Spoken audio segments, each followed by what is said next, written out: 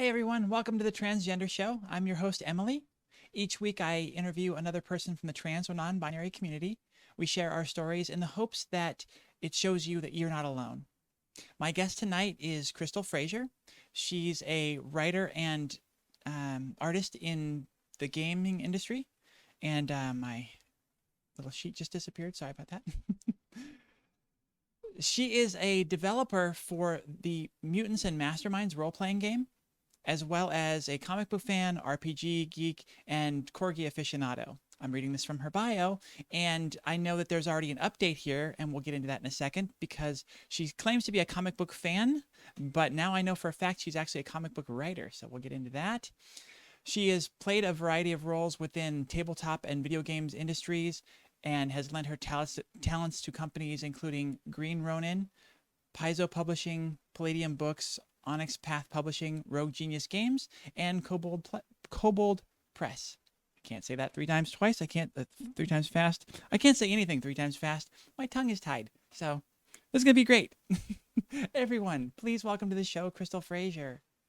Hi, Emily. Thanks for having me. You're welcome, and thank you for agreeing to come on the show. I'm always super happy to get to meet new people and have people share their stories. Everyone that's in the chat, doesn't look like we have a whole ton of people yet, so I'm gonna take a sip of wine and say cheers. Happy oh damn it, I didn't add it.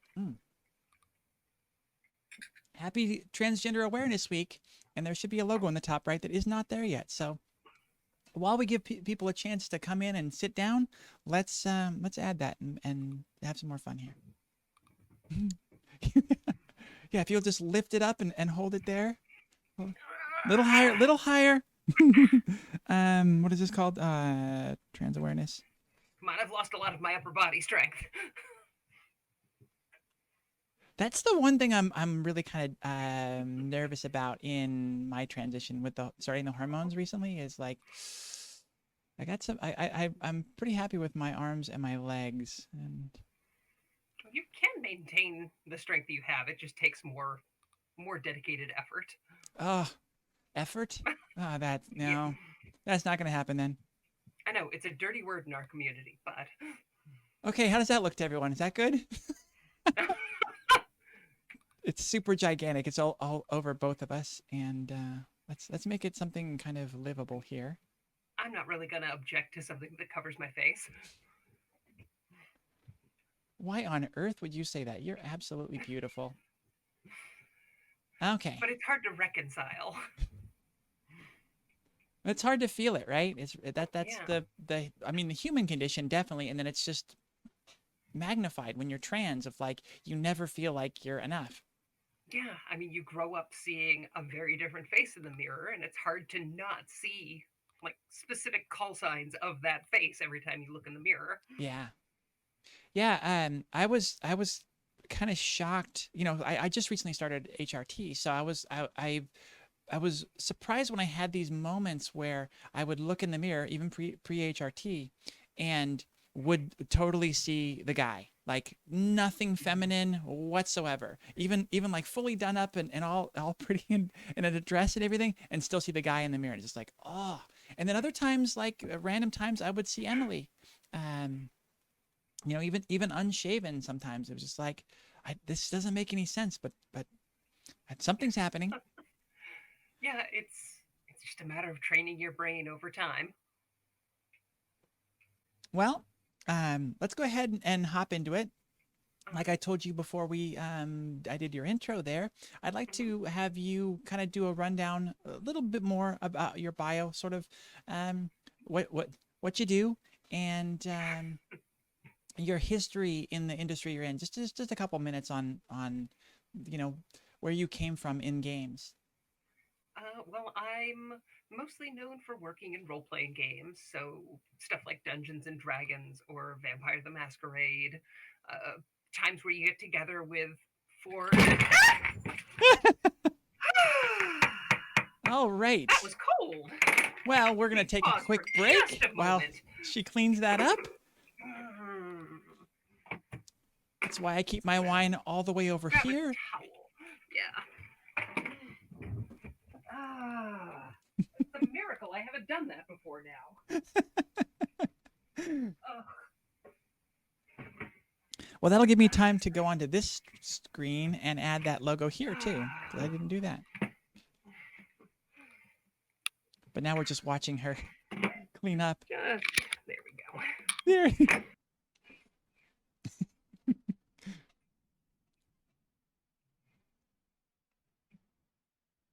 See, I have no way to see if she's back yet. Let's move this in. There we go. Okay.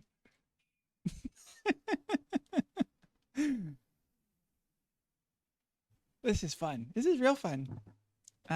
Oh, okay, that's good. You can't hear her. She's muttering to herself various little things, and it's hilarious. It's only something I get to hear apparently, so sorry.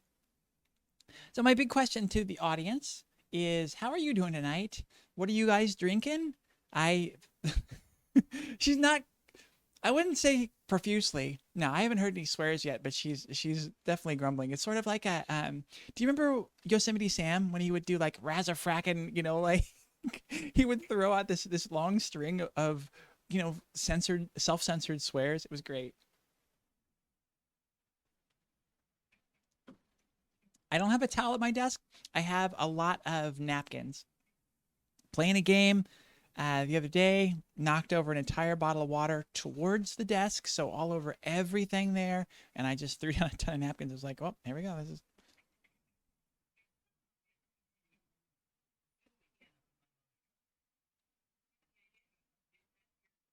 Yeah, I think it's just Control minus to zoom out.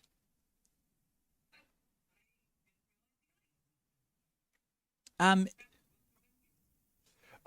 well, the great thing is I at some point I switched to me. So right now I'm just talking to myself as far as the audience knows. I've just gone a little crazy, because they can't hear you. So, it's fine. We have been joking around that you've been kind of muttering to yourself little things, and so someone was asking if you were cursing profusely, but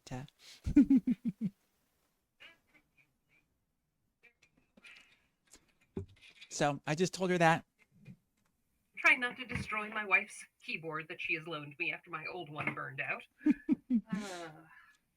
But yeah, someone in the chat asked if you were cursing profusely, and I said not profusely, which is hilarious because that is just exactly what Crystal said just a second. Okay, so Peach, you're drinking coffee, which I mean it's like 7 a.m. where you're at, right? So No, it's like 6 at night. I'm. Are we live again or? we are live again. We're keeping it loose. Nothing could possibly match the problems we had last week. So either way, it's great. It's fine. We're rolling with it. I don't know, that was cold. That was a lot of ice. We've already got a question in the chat. Is that TMNT? Are there Teenage Mutant Ninja Turtles behind you? Oh yes, there's Ninja Turtle stuff all over behind me. It is my big nerd fandom.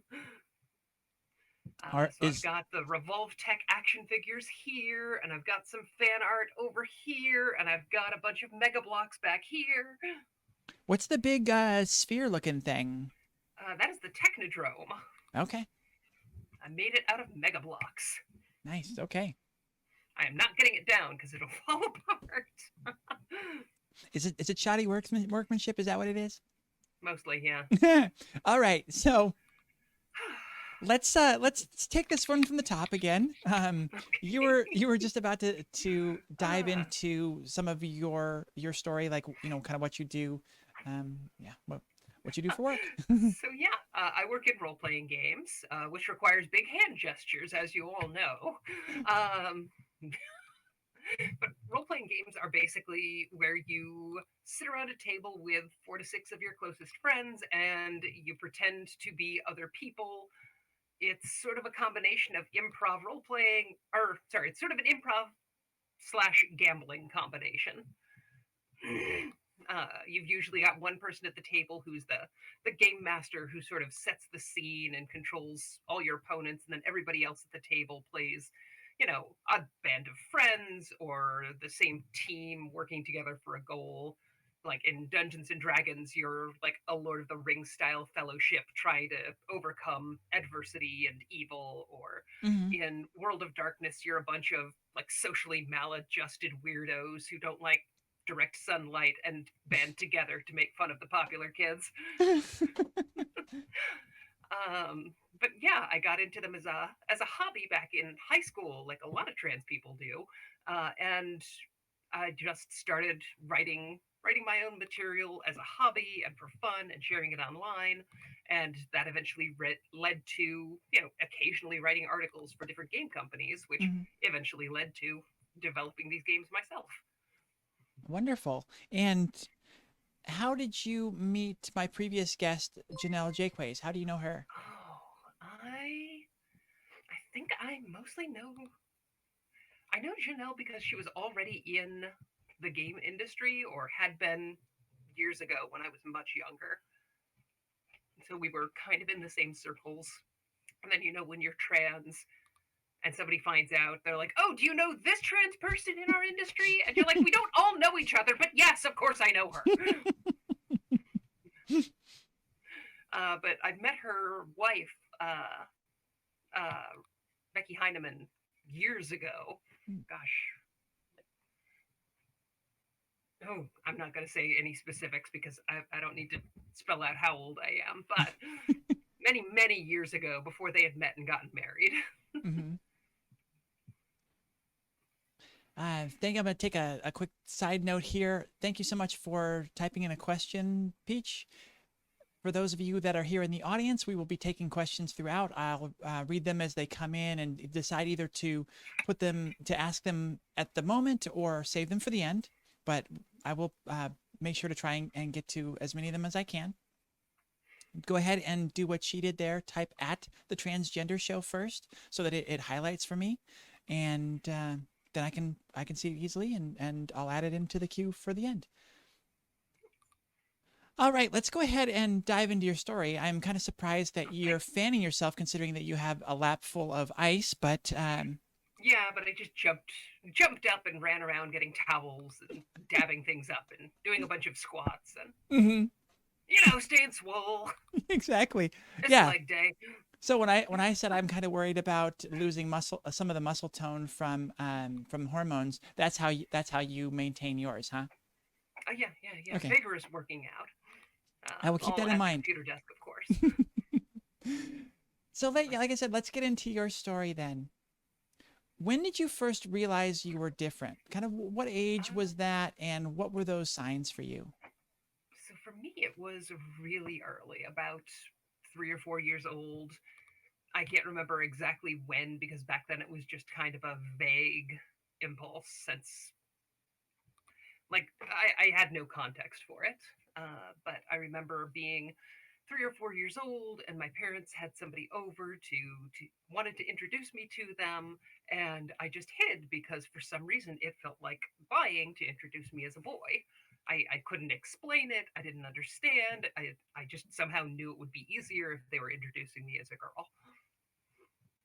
Hmm. And yeah, that just kind of sat in the back of my mind through most of my childhood and didn't really seem super important until puberty started, and then all of a sudden everything was wrong. Um, yeah, I think that's pretty common. I think it's funny. I've heard from several guests that you hear that puberty is going to be terrible, and when it Mm-hmm. comes along, it is terrible, and it's really Oh confusing and yeah. all that stuff. And then it's not until later when you realize that, and you come out as trans, it's like, oh, it was more terrible for us because no, most Right. people don't have that confusion. Yeah, it was supposed to be bad, but it wasn't supposed to be that bad. But then again, so much of the experience is just that it's all we know. So we assume Mm-hmm. that, oh, this is what everybody goes through. And it's not till a lot later you realize, no, it's not really. This was Yeah, we rough. really can't trust 12-year-olds to know themselves, which is why we should withhold hormones from everybody. Just everybody goes on puberty blockers at 10 or 12, Uh-huh. and then once you prove you're mature enough, you can have a gender. My God, can you imagine how much easier parenting would be? Oh my god, yes. Oh, yeah. Um, we talked in the pre-interview, and I know that you mentioned puberty and how rough that was. I know high school was a big time for you as far as discovering yourself and coming out. Um, was that when you realized that you were trans? Mostly. I mean, I think think I found out what trans was around like age 8 or 9. We ran across a trans woman in the grocery store, and I, in the very loud, obnoxious way children do, asked my mother, like, what is the deal here? Which I have regretted every day since, up until today. Um, but my mom kind of explained that some people are transgender. She didn't use that word, but and they go through like a process because they feel like they were born a different way, or I think she gave me the old like uh, woman trapped in a man's body explanation, or whatever Hmm. it is we used to say in the 80s. Um, so yeah, that's like the first time it occurred to me, like, oh, you could do this. That's an option. But it was also explained to me as something that was bad, and there was something wrong with these people, and they were unhappy, and I didn't want to be unhappy. So obviously, I did not internalize that, Hmm. and I just spent like the next 6 or 7 years going back and forth of like, maybe I'm trans, no, but I don't want to be like this because TV all says they're perverts, and but I really feel this way, but I'm not like anything that I see on TV. Like I don't look or act or feel any way that they describe on Jerry Springer. Hmm. Uh, but yeah, by the time I dealt with a few years of puberty and got into like 16, I was like, no, fuck it. This is who I am. I don't understand what I'm gonna do about it, but Hmm. that's when I started like going out as me. I call it starting my soft transition. Hmm. Basically, once I got my driver's license. And So, what did that mean? Going out and both just plain going out and going out as the real you. just I started building a stash of girls' clothes and makeup, and I'd get changed after school and go to like the local queer coffee shop to do my homework for a couple of hours. Hmm. Or once in a while, I'd go to the mall and buy some new clothes. I mean, I'd like to say I was exciting and salacious and all of that, but that wasn't until college. No, in high school, I lived the dream of wearing a dress to do my fucking homework. uh, Hey, anytime oh, we can be get Crystal. anytime we can steal to get to explore and be ourselves is wonderful. I'm so jealous that you were able to do it so early. So it sounds like you were you sort of sneaking in a way, like, you dressed after school. Did you try and like wash everything off and change back before you got home? I did, yeah. Hmm. I tried telling my mother at 16, and she did not react well and put me into a therapist that was obviously there to fix me rather than help me. Hmm. Uh, and so she didn't bring it up again. I didn't discuss it with her. Didn't say anything about it for 2 years. Tried coming out to her again at 18. That didn't work out well. Came out to her a third time at 20, and also came out to my father then, and that's when they stopped ignoring it altogether. But it didn't go well, and we kind of stopped talking for 6 years. Wow. So yeah, the third time wasn't quite the charm there. No, Um, and I think that it's a pretty common story that family has a really hard time accepting it, and a lot of times will turn away from their child. How was it that you were able to rebuild that bridge and reconnect with them? oh gosh, that is mostly thanks to my amazing wife, who I married in the intervening years.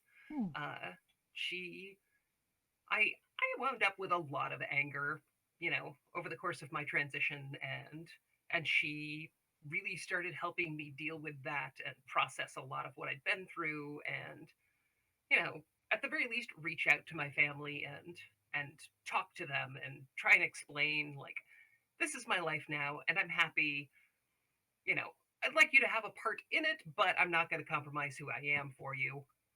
And that kind of got my father, who was up until then extremely stubborn, kind of rolling on helping, or started him more or less understanding, Hmm. or at least accepting.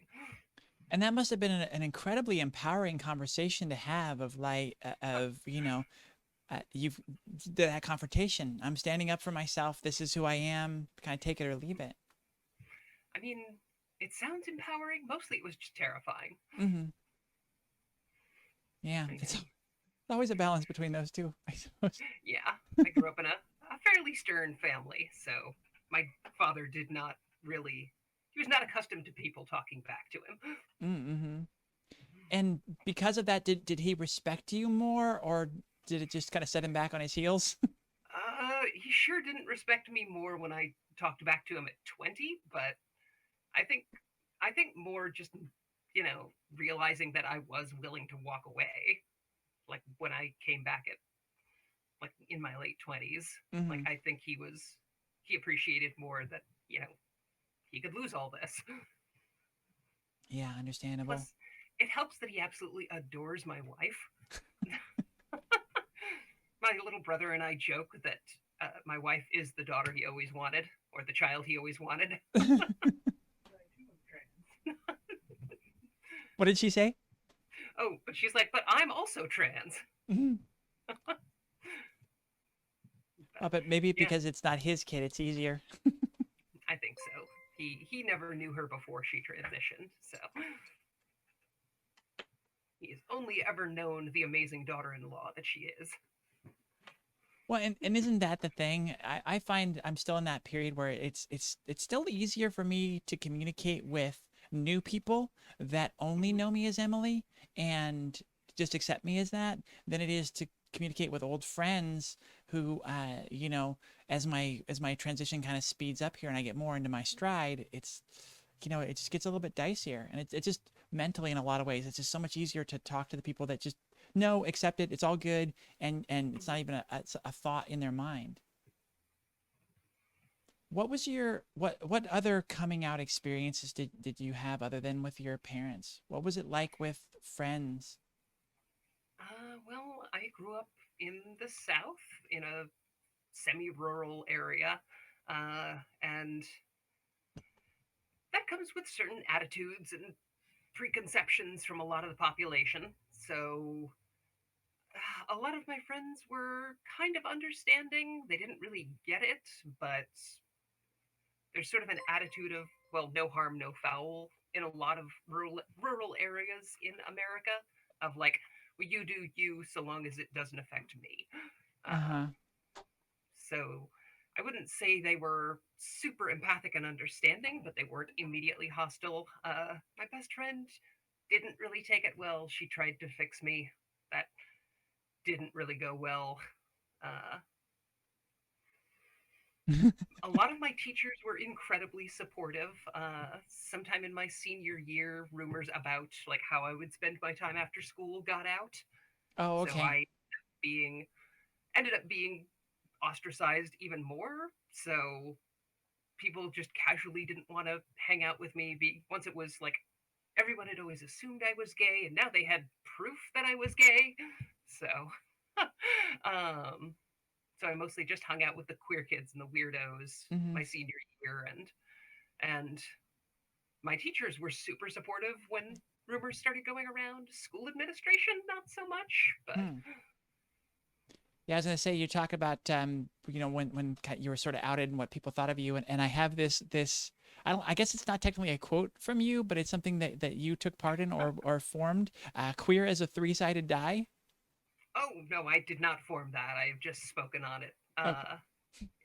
It's a queer group within the games industry where we do panels and sell merch and do outreach to try and educate the gaming community about queer people and give queer gamers a place to meet up with other people, Hmm. advocate for inclusion and better representation, things like that.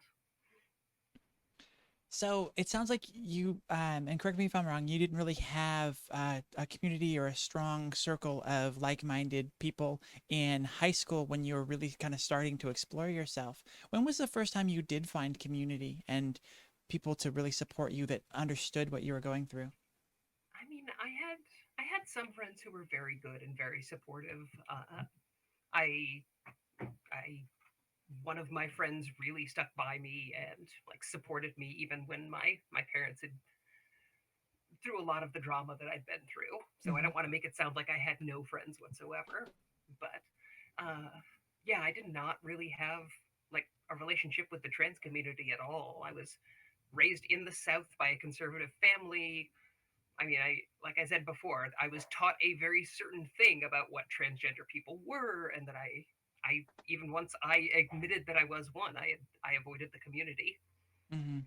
I had a very much a well, I'm not like other girls attitude. Yeah. Uh, so it wasn't until I was 18 or 19 that I really like reached out and found an online community called the Anti-Gen forums or the Anti-Gen list. It was a mailing list, and for those kids today, mailing lists were a thing we had on the internet in the 90s that would go to your email inbox. Uh, but yeah, it was you know, social media before social media, where Hmm. it was this incredibly sweet, kind-hearted trans woman in her 40s who'd never had kids, but liked kids and was good with kids, who kind of helped guide a bunch of younger trans kids through all of their struggles and helped us meet and find resources and gave us some emotional support when we were struggling and told us we were being assholes when we needed that too. Huh. Yeah, Yeah, that's great to have the full circle. Like you said, it's totally a parental role then, very supporting much. you and doing all that kind of stuff, but also telling you when you're out of line.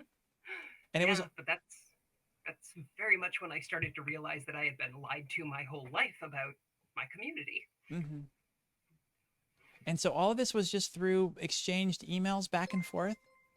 A lot of it. I started meeting some of the people from the list who were in my area, so and through the list I went to a support group, but that didn't go super well. A lot of them were, older trans women in like their 40s and they were married and they were coming from a very different place in transition than I was, and it Ah, just those didn't old really address my 40-year-old needs. trans women. Yes, yes, the 40-year-old trans women. I'm Hmm. not I'm not complaining about people who transition older. I'm just saying there are very different emotional needs at those different stages. Yeah, I get that. Very true. So, Yeah, Katie Catgirl in the chat says, "You've got mail." Which, yeah, the old days, the old days. yes, um, back when we used to carve our emails into stone tablets before sending them to the ISP. Hand delivering them, right? Hmm. When you had to make the dial-up modem sound yourself. Um, how far along would you say that you're in your journey now? Oh gosh, I'm 20 plus years into transition at this point, so I'm pretty well set. I've been on hormones for a very long time. I think I've gotten as much change out of them that I'm going to, so I'm at a smaller maintenance dosage, mostly just for, my mental well being. Hmm. Uh, I've gone through my bottom surgery and I'm happy with that. I mean, I'm pretty comfortable saying, like, my, I guess my transition is over. I don't know how. Like, I don't think there's a specific stopping point when it comes to transition, but I guess I've stopped making progress in it. I don't know. But I think that's the place where we all want to get to. That's that spot of like, well, there's not really anything else that I need or want Yeah, to achieve. I've got everything, and I can just be happy with me now and focus on other things. That's great. Yeah, someone else yeah. in the chat just chimed in. Is there ever a journey's end? I mean, yeah, mostly. I mean, there are still times where I have a little bit of dysphoria, or I'll look in the mirror and things don't feel right. Hmm. But honestly, I still think about being trans, mostly because I'm still involved in the community. But there have been times where I've been more stealth and haven't been very involved in the community, and it just didn't come up very often in my day to day life. Mm-hmm. Yeah, you seem, from my perspective, you seem completely cis. So it kind of blows me away in Oh, some ways how that dare you! I mean I meant that as a compliment, but yeah, how did you get to that point with your voice? I mean, it sounds completely feminine. My voice is a weird. I Unfortunately, I can't give good advice on my voice because this is what my voice has always sounded like. So I went through high school with this voice, trying Mm. to present as male. That did not make me a lot of friends, but it made me really good at drama. Okay, okay. Um, let's get into some of the stuff that you did in high school, and I think it was a little bit later, maybe in college, when you were when you were starting your transition on your own. You had mentioned in our pre-interview that you did sort of what you called black market hormones. Oh yeah, my sort of bass backwards transition because Uh-huh. I started out just going out on fem, as we used to call it, to do my homework or shop or whatever, and just be a teenager. And Hmm. then when I was turned 18 and left home, I decided, well, I'll just jump into this with both feet. So I went full time without any therapy, without any hormones, without anything, which I could get away with at 16. By 18, puberty had really started to hit me, so it wasn't an ideal situation. But yeah, I started kind of experimenting with whatever I could get a hold of in terms of hormones because I there weren't really a lot of resources for, well, how do you get hormones? You you heard about these things existing, but it's not like today where you can just do a Google search and find, informed consent providers in your area. Back then, all the providers were still working by the Harry Benjamin standards, where you know, you had to go to a lot of therapy, which was expensive, and you had to live full time for 6 months to a year and get therapy for 6 months before you could start hormones and all of these other hoops you had to jump through. That, I mean, as a desperately poor 18-year-old kid, I had no idea how to even approach. Hmm. So I was, you know, I got birth control. I picked up hormonal supplements that I had found on, I can't even remember where, that I had found somewhere, probably online, things like that. I found like a DIY, like how to bootstrap your own hormone therapy using stuff from the GNC, which I shoplifted most of. Wow. Okay. And how did So you get your hands on birth control? I mean, I was in college at that point. I had a ton of cis female friends who could just go to Planned Parenthood and get theirs, and go to a different Planned Parenthood and get a dose for me. Ah, very sneaky. Nice. I like that. Okay. I should probably not be telling younger trans kids how to do this because this is a terrible plot or terrible plan. These, Mhm. like, screwing around with birth control mostly just made me erratic and irritable and gave me water retention. Well, and that's So absolutely yeah, should have waited till I was done scratching my head before switching screens. I can do all this stuff off camera. See, it's just like I can do whatever I want. I can dance, all that stuff. Nobody sees it, and then we come back, and I'm just all professional. Um, you're you found this way around the system, and you're doing your own HRT. You say it's not a good idea to do that. Did you have anything that came of it? You said you've got water retention and kind of erratic behavior.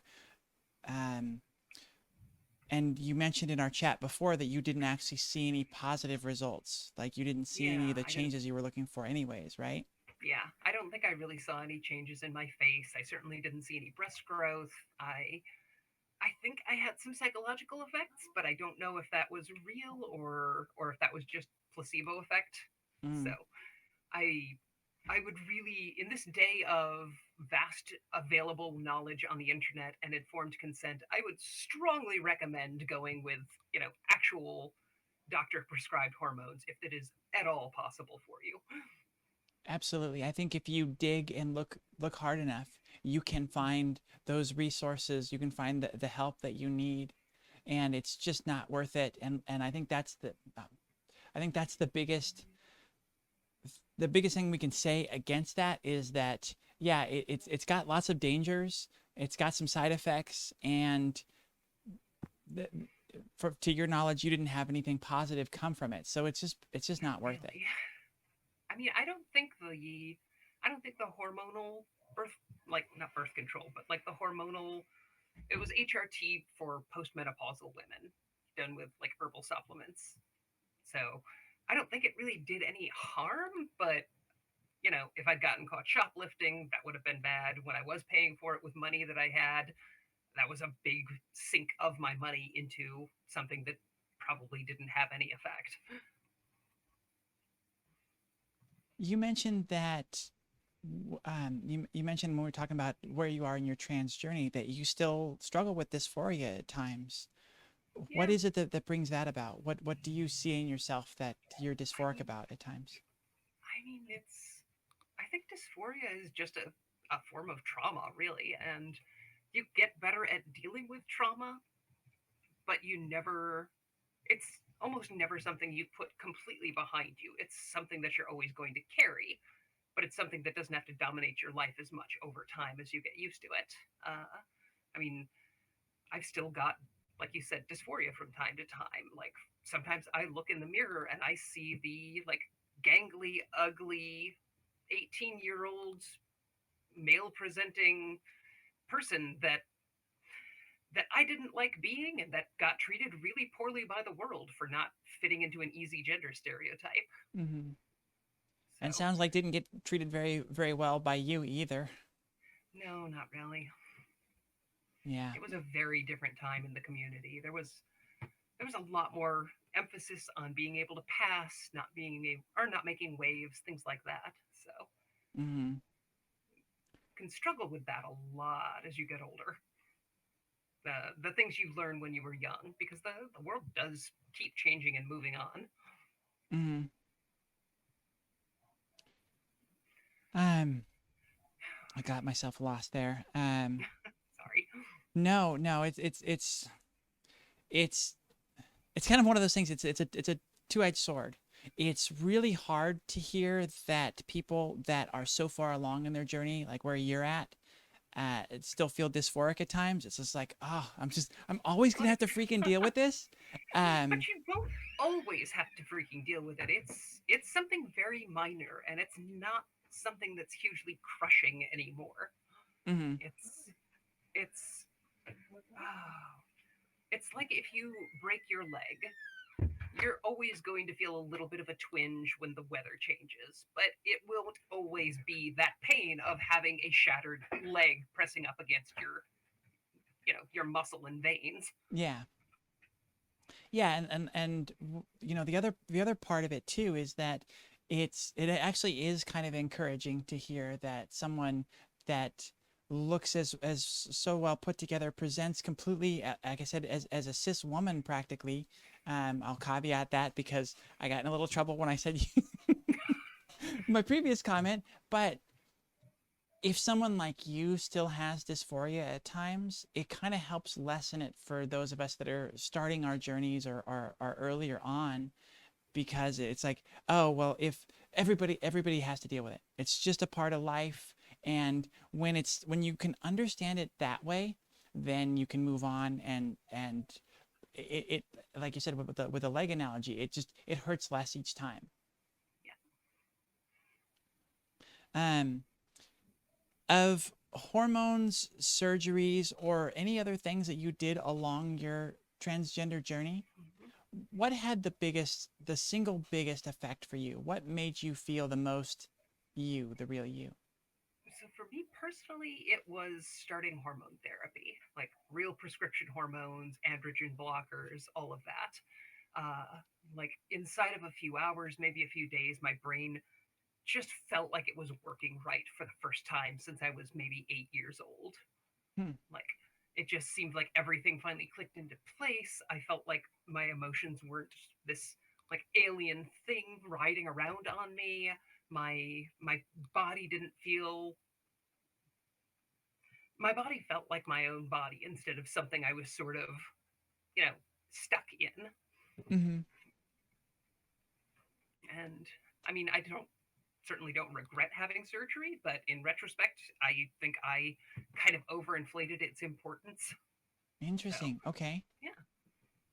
Um, yeah. Can you talk about that a little bit more? I mean, I just like in terms of how much peace of mind I got starting hormones versus having my bottom surgery. Like hormones did so much more to just help me feel like a normal, functional human being and be happy with myself. Hmm. Bottom surgery was great. I fit all of my pants a lot better. I can change at the locker room without people getting upset. Orgasms are really good. Um, Okay. but at the same time, a lot of the things that improved because of bottom surgery are things related to other people. Like I Hmm. don't get stared at in changing rooms. I'm not afraid of, well, I'm still afraid of going swimming, but I can wear a bathing suit. Uh, I don't have to disclose who I am to every one night stand I've ever had. Uh-huh. So, That's but those are all things related to other people, whereas starting hormone therapy helped me deal with me.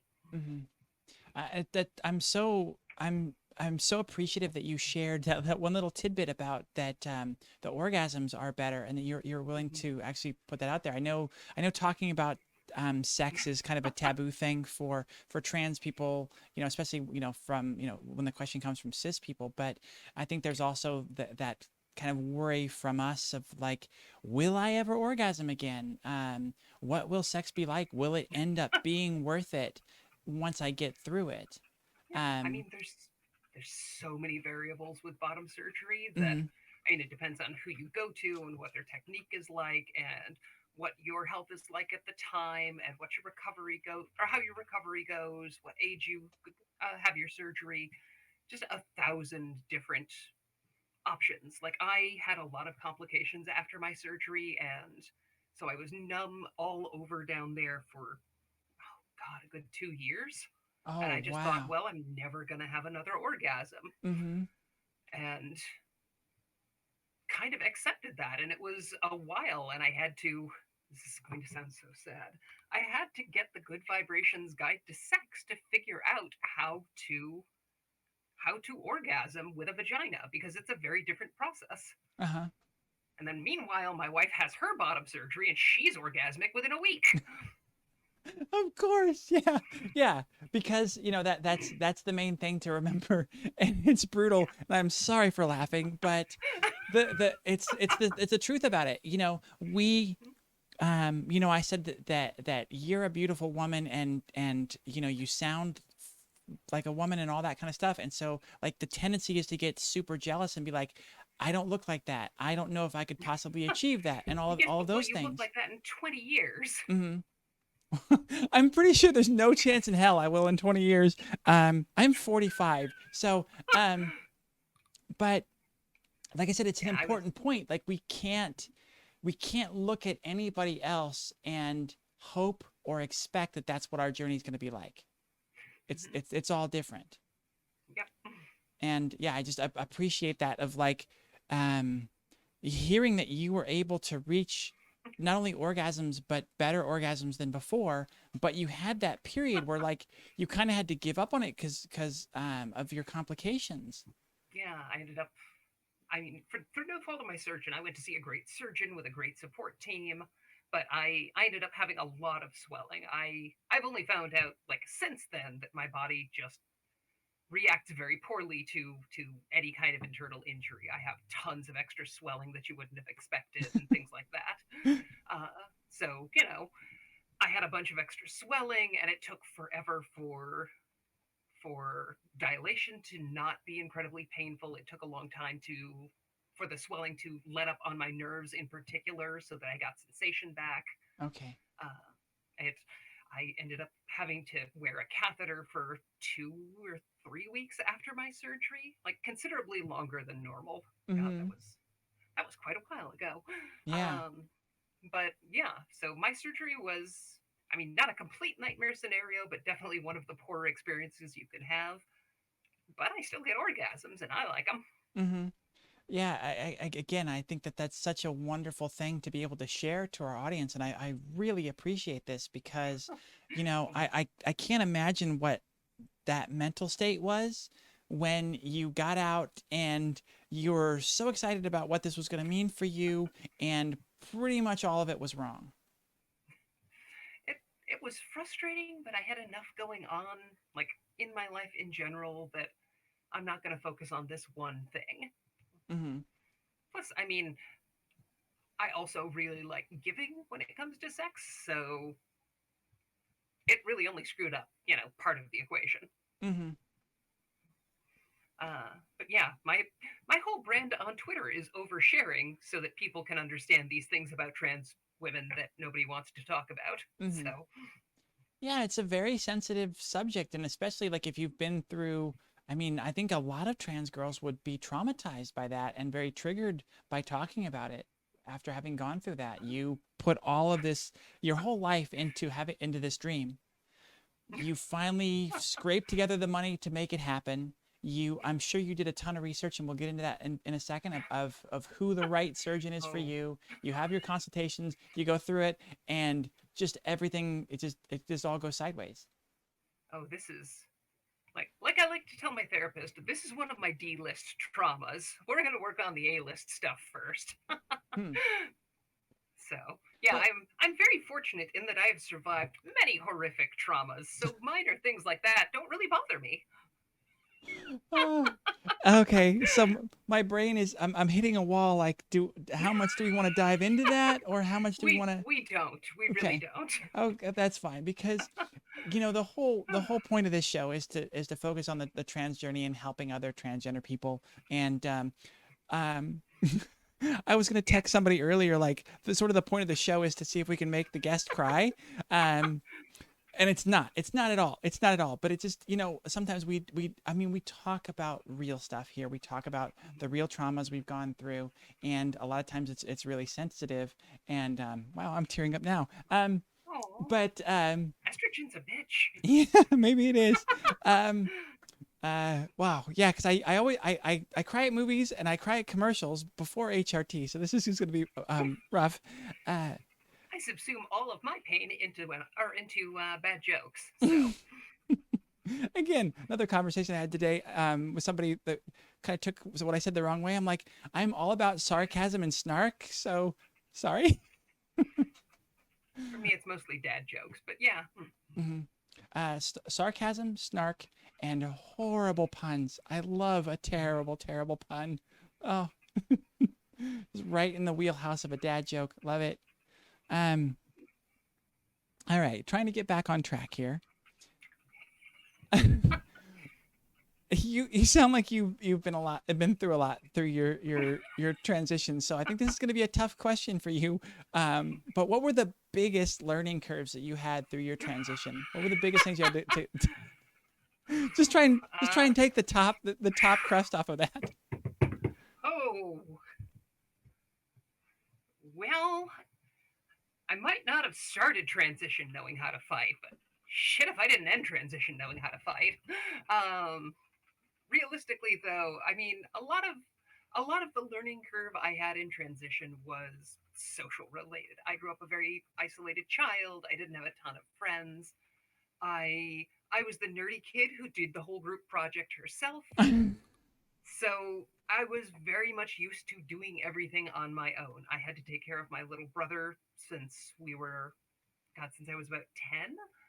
So since I was about 10 years old, I've always had to be the responsible one. I had to take care of everybody else around me. Hmm. I wasn't used to reaching out for help or socializing or even really communicating how I was feeling to other people. So learning to process like emotional developing my emotional quotient Mhm. was a long and difficult journey. That's another thing I've heard about HRT is that your emotional spectrum deepens and widens significantly. I think so. I think part of it is just not feeling like you have to constantly be on the defensive anymore. Hmm. Um, yeah, I think we kind of covered most of that. So we're wrapping up with this part of the interview. That's great. Let's get to the fun one. How did you Yay! how did you choose your name? Oh, well, the thing is, I hate the name Crystal, and my mother hates the name Crystal. Uh, as my aunt as my aunt is very fond of telling me ever since I transitioned and came out to her, the only people named Crystal are prostitutes and drag queens. So it was not a well loved name in my family. But for some reason, like all through high school, I kept thinking, my name is probably Crystal. And it's not the name my mother was going to give me.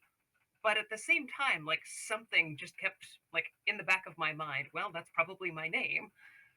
And then when I transitioned and I come out to my grandmother, she's like, oh, it's nice that you picked the name your grandfather wanted for you. Because my grandfather died when I was 1 year old. And when my mother was pregnant, I was the first grandchild and the only one he got to meet. And while he was while my mother was pregnant, he was dealing with very like stage 4 lung cancer and had this nurse who just bent over backwards to help him cope and help my grandmother get through everything and just help them keep their lives together for a few more years. And while he was sick, he told my mother, if it's a girl, I want you to name her Crystal after the nurse who's done so much for our family. I Yeah. have no idea. It's like the closest brush with anything supernatural I have in Mhm. my repertoire. But And see here, now here I'm getting kind of frustrated because I literally just said just a minute ago that the point of the show is to make the guest cry, not to make me cry. All right. oh, I can make you cry. That's just such an amazing and sweet story. I can't. That's incredible. And I love those little, I don't know, depending on where you fall on the spectrum, coincidences or, supernatural things. It's wonderful to hear. That's so great. Probably a coincidence, or maybe my grandmother was telling me something nice because she thought I needed to hear it. I don't know. Yeah. That's a great idea too. Your grandmother's like, oh, that's a prostitute or stripper name. Uh, how can I make her feel better about this? It just shows you the true wisdom of age, right? If you can come up with that on Right. the fly and Yeah, for all the trouble my parents had with this, my grandmother and all of my extended family were like, we were wondering when you were going to come out. holy crap. Yeah, Yeah, so my grandmother, who, born in the 1920s, was like, "Oh, I'm glad that you finally understand who you are and you're happy."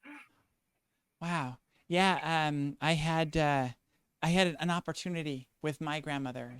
Her health was failing, and I went and visited her, and the decision was made not so much by me, but my mother and the family that I wouldn't tell her.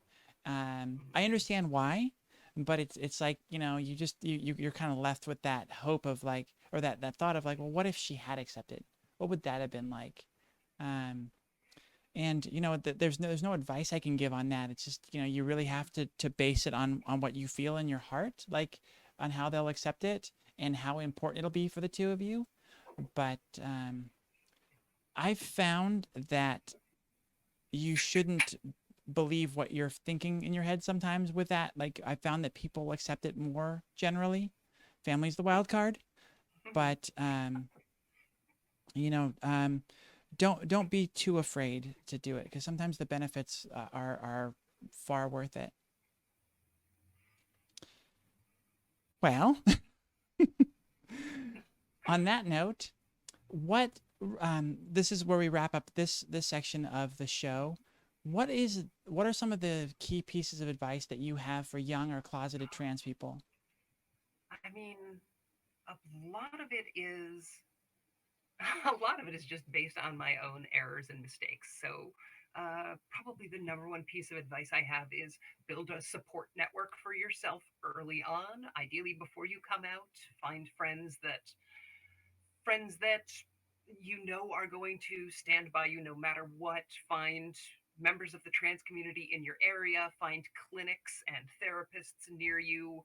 Even if you don't plan on getting hormone therapy or going to therapy anytime soon, be aware of what the crisis numbers in your area are like and how they relate or react to trans people. It's it's better to have it and not need it than need it and not have it, as I learned. Mhm. And I mean, besides that, just go in understanding that transition's kind of a messy organic process and no two people's transitions are going to run exactly the same way. I basically did everything wrong in my transition and I came out mostly okay. So just don't take any stupid risks. And on along that topic, I had wanted to ask earlier and I forgot, but what advice do you have when you've decided you want bottom surgery, and maybe expand that a little bit, just a little bit before that, and like, how you come to that decision the right way, and then what advice do you have for finding a good surgeon? Oh, gosh. I mean, I don't know that I 100% came to that decision on my own because I came to that decision back in 2000, 2001, back when again the model was very different in how you treat trans people. You know, I finally relented and went through the Harry Benjamin standards once I had like a little more income and could manage it. And I mean, they kind of push you through by the numbers, expecting you'll get therapy for this long, you'll go on hormones, you'll get more therapy, you'll get your bottom surgery, and then you'll woodwork. Uh, so it kind of railroads you through and doesn't really ask, well, do you want bottom surgery? And Interesting. I mean, in retrospect, I think I do. I think I'm happier with it. I don't think it's like the most important stage of transition, but I don't know that it really ever came down to like me deciding, yes, definitely for sure I want bottom surgery. It's more like everybody has told me I need to get bottom surgery, so I'm going to pursue this. Mhm. Yeah. That's the key point you just brought up before. Of everybody's transition is different. Everybody's needs are different, and Yeah. a good friend of mine was telling me about the. Oh, now I'm forgetting what the name of the app is. Oh Um, no. see if I can find it quickly. Solace. There's an app called Solace, Solace, and its purpose is to help you through your journey. I haven't played with it too much. I don't think it does any of that kind of guidance. I think it's just resources. You decide what your goals are, you put them in there, and your location, and it tells you where to go, all those things like changing your name in your state, all of those sorts of things. Where was And all of this when I was 18? mm-hmm, But yeah, I mean, in terms of like picking a good surgeon, I think the best. I mean, back in the day, we just the only thing on the internet about trans women was basically different trans women's write ups of their experiences getting surgery. Uh, and back before we knew that Anne Lawrence was kind of a creepy predator, she had a website that was dedicated to like uh, bottom surgery results and like comparing different surgeons' techniques and things like that. So that was a big resource I consulted when I was looking for which surgeon to go through or go to. mm-hmm, Uh, I mean, if you're researching now, figure out what's most important to you, whether it's aesthetics or sensitivity or things like that, and then research which surgeons specialize in that more. mm-hmm. Great. Yeah. Um, Well, thank you for sharing all of that and for giving that advice. We're at the hour mark. Do you need to take a break? I mean, I'm all right. I haven't been drinking a lot of water, so I don't need to pee. Me neither this time. I've had it where like 30 minutes in, I've got to pee, and I was like, "Ooh, we've got a long way to go to that break." So it's good to see that we're I good mean, to it's we're your both good to show. You go. can call the break anywhere you need to. Do you? But yeah, do you need to take a 5 minute break? I don't, and we've got a couple questions from the audience, so we'll jump right into All right. those. I'd love to get more into your career and other things like that. So let me read this and read it to you, and we'll ask it from Peach Roof. In your Twitter, your pinned tweet is priceless. I'm not familiar with which one this one is, so if you could explain that to the audience, and then Oh, answer: it's. do you have any advice for dealing with trolls and hate, both in your career and in your personal life? I mean, my pinned tweet is something like quoting somebody who says you have no sense of humor. I'm like, I have I have a great sense of humor. I did a guest spot on a podcast where they once spent an entire hour-long show mocking my early work. I just had or don't have time for idiots. I mean, I don't remember it exactly. I don't think I've looked at my pinned tweet in like 8 months, Hmm. but yeah, I do have to deal with trolls. Being both a woman and a trans person in gaming, being a lesbian does not help. Um, Strike three. uh, I mean, that's as far as they're concerned. Yeah, uh, but I mean, a lot of it is knowing that you can't take any of that bullshit seriously.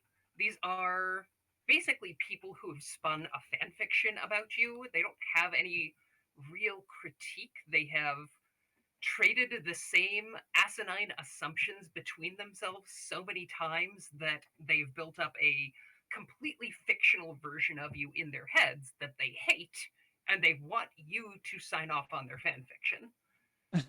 So I I'm mostly pretty good at just ignoring it and blocking it. I use blockchain a lot, so if somebody harasses me or it seems like they've posted a tweet that's specifically directing people to come harass me, then I'll go to their account and I'll go to their follower list and I'll run blockchain, which just blocks everybody who follows them automatically. So Wow. then Okay. not only do I have to not deal with them, I don't have to deal with their 800 idiot 12-year-old friends. Hmm. That's one of the things that I really appreciate the most about Twitch and doing the show here is that it's set up so that if a moderator bans someone, it bans their IP address. It doesn't do a chain, but it bans their IP address so they can't come back and create a new account and then troll you again. It's pretty That would wonderful. be so useful on Twitter. Yeah. And I mean, it hasn't stopped everything. People make new accounts all the time, and if they're really dedicated, they'll make a new account on the spot or use a VPN software to come from a different IP address or things like that. But that takes care of most of the casual stuff. Like, most trolls are lazy, and if they have to do more than 2 minutes of work to scream at a woman, they'll just go find somebody else to scream at. That it doesn't take any effort. Mm. And I know that sounds like the general don't get raped advice of, well, don't dress slutty and they'll go rape someone else. But and I'm not saying they should go yell at somebody else, but I am saying, like, if you make it more difficult, you get peace of mind. I mean, the ideal solution there is we find these people and we educate them in empathy and human decency, but we as a society are not really set up for that. We are set up to breed toxic masculinity in our nerds, which, how does that even work? But yeah, those are the big steps that I take. There have been times where I have to lock down my Twitter so that only people who are following me can see my tweets. I hate doing that because I like being an available resource, especially to newer transitioners or people who've had friends or family transition and want to understand. So I try to be more available than that. Um, and yeah, I mean, a lot of it is just make sure you've got double verification on all of your social media accounts, your Gmail, your bank accounts, your PayPal, uh, anything that matters to you in any way. Make sure it has double verification instead of just a password you use on every site. Um, a lot of it is basic cybersecurity stuff, like don't post photos from around your house. Uh, don't turn tracking on your phone. Oh gosh, this could be a whole hour-long interview on its own. Yeah, that's a separate topic. Oh God, I wish I could Sorry. remember the podcast that I heard something. Someone took on some hackers. It's an investigative podcast. Oh, I'm gonna have to try and remember what it is. Because it was a great episode, and they were talking about he was sort of confronting some hackers that were stealing Instagram accounts, and one of the key things that the hacker told him is that basically your phone is really easy. Your phone number is really easy to hack for like an hour. Like they can get your phone number, get a fake SIM card, and get a phone set up, and for an hour they can have access, and that's all they need, and they can get into everything before your phone company realizes that that's not you and fixes it, but the damage is already done. So I think what they suggested doing was having everything actually run through a Google phone number, so it's not your actual phone, and then having that forward. Like I said, I gotta try and rack my brain on what that podcast is, because it was Yeah. fascinating to hear and And terrifying, but also really good advice. there are really good podcasts out there about how to deal with trolls and dedicated trolling. Mm. If you were interested in the topic, follow Brianna Wu. She was a big target of Gamergate a few years ago, and has turned that around into a career advocating for better regulation online of toxic behavior. Hmm. You Well, can also follow. oh, Oh, sorry. go ahead. Sorry, I cut you off. Oh, you can also follow Zoe Quinn, although she's a little more of a divisive figure. I personally think she's got a lot of good insights. So, Hmm. yeah. Yeah, and one good piece of advice I got from asking Suddenly Samantha, who's a big personality in the transgender community on Instagram and YouTube. How do you get the positivity out of the comments you get on your posts and videos without having to trudge through all the negativity? And she just basically said that the thing that she looks for is she's shooting for the middle, the people in the middle that are actually curious. They have those preconceived notions that you mentioned before, but they are actually authentically curious about things, and you can sway them. You can't worry about the Yeah, people on that are far off, because they've already made up their mind. But those people in the yeah, middle, and mm, yeah, and I've built a lot of my career around trying to reach the same people. I mean, I think there are plenty of people out there who are decent human beings who would be supportive if they weren't tainted by these really toxic preconceptions about what trans people are. I mean, I was tainted with those preconceptions, and I'm trans, so hmm, if I didn't make it out intact, what the hope does anybody else have? yeah, Uh, yeah. There's so many factors. Like, yeah, we all have that in ourselves, and I struggled with that when I joined my first trans community. Like, it was too much for me. I yeah, couldn't accept myself. So I couldn't accept them, and um, yeah, there's just so much there's so much that we don't know. We never get a chance to meet a trans people in our life a lot of the time. Most of us come from a spot where we've never met a trans person. The people that we know have never met a trans person, so it's new to everybody. When I came out at work, it was completely new for them as well. So hmm yeah, and unfortunately, the sad truth is that you will be the first trans person that a lot of cis people meet, and I mean, ideally, you have the patience and insight to be a good resource for them, but that is a lot of emotional labor we have to perform mhm. almost on a daily basis. Yeah, I find that at some point that gets kind of taxing. It's something we've got to do, but being the educator for the world gets old at some Yeah, point. Like, you answer the same it's questions over and over again. It's almost kind of like why it behooves us in some way to become sort of public about it and have like an Instagram sort of thing, and just like, here's my story for everybody. Stop asking me. yeah, it is a big part of why I've constantly pushed to get into media, because I want to educate people about trans people using the media they already want to consume. So, writing comic books or cartoons or web comics or game characters, things like that can help teach them a little bit about people they might not interact with on a day to day basis. Mhm. All right, we've got some other great questions coming in. I'll read this comment first from Arsen3. The cluelessness is strong with us transes. I know I read the entirety of Venus Envy multiple times, and I just don't get, why do I like this comic? Who knows? Oh, oh, I've had so many eggs cracked because of my comic. Yeah, egg cracking is a new concept for me. That was something that I just learned about. I think it was last Oh, week. Yeah, no, I if I get to count my digital and online work, I have cracked so many eggs. Thank you so much for the raid, Untold Stories. Welcome in everybody, all raiders. Thank you for coming here. We've wrapped up the transgender journey part of her story, but if you'd like to ask Crystal anything, please feel free to type at the transgender show, throw a question in there, and I'll find a way to either ask it or ask it in a different way than what we've already covered. Yeah, the Untold Stories crew are great folk that I work with in gaming. Oh, you know them. Okay. Yep, it's a let's play. I guess not podcast since they do it video wise. Video series Okay. transmission.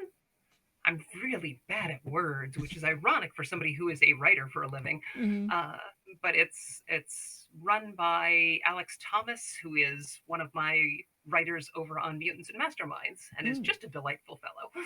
Oh, awesome. Well, hopefully Alex is here and can say hi. I'd also like to call out that Ina, I hope I'm pronouncing that right, Ina Sewell. Thank you so much for the sub earlier. I did write that down, and I wanted to make sure that I called you out and thanked you for that. Um, so one of the questions coming in from the audience, being a huge Pathfinders fan herself, and you having a big impact on the bestiary, what was your favorite foe in the world? Also, which module was the most rewarding for you to write? Mummy Part Oh 2 wow. is hers for sure. Oh, oh geez. My favorite monster in the world. A lot of them come from like my older D&D favorites. So like I love the Bulette, I love the Odiug, and they're just D&D monsters that trickled down into Pathfinder. Um, gosh, I've actually got my first edition bestiary right here. Like in terms of original monsters to the setting, I don't even know. It's been 2 years since I stopped working on Pathfinder. Hmm. uh, so You've moved on yeah. far beyond that, apparently. Um, But yeah, no, we've been talking trans stuff so much. Like all of my gaming knowledge has been back shelved for the time being. I'll go with Odiog for now, and if anything comes to me later, I will happily share. okay, And we'll have to get you what's in the other the one? general What was chat in the my Discord server, which you joined I think a couple days ago. So we'll get you in there. If you have any follow up answers that you'd like to amend, and you can put it in there. what was the middle question before? What was the most rewarding What was the adventure to write? Yeah, the most one to write, the most adventure rewarding. God, yeah, Oh I can't gosh, speak either. which was the most rewarding to write? What have I written? Oh my god.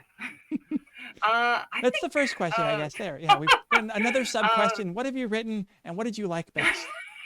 I think personally the most rewarding one I've written was in Hell's Bright Shadow, which kicked off the Hell's Rebellion or Hell's Rebels storyline, and that was the first time I like stood up, stared a developer in the face, and was like, "I'm putting a transgender character in this. Don't fucking change him." Huh. So yeah, so that's where Rexus comes from. And he is a young trans man who is trying to figure out what happened to his mother, who has been kidnapped, and he poses as a much older, more powerful, richer wizard to try and convince you to take the job of helping him locate this missing woman. And then you start finding information, and then you find out he's like a gangly 17-year-old trans kid who just, you know, misses his family. But he is darling, and I love him. How important has that been in your writing to work in transgender characters and stories? It's been really important. Even when I don't put in transgender characters directly, I still draw a lot on like that experience of doing what feels impossible, or staying true to the self, or finding community in people who've shared an experience. Mm-hmm. Uh, but overall, like I said before, it's really important to to use this position that I have been blessed with. This like place where I have some access and ability to reach people's hearts, to try and use that to educate them about people, so nobody has to go through the things I've been through. Mm.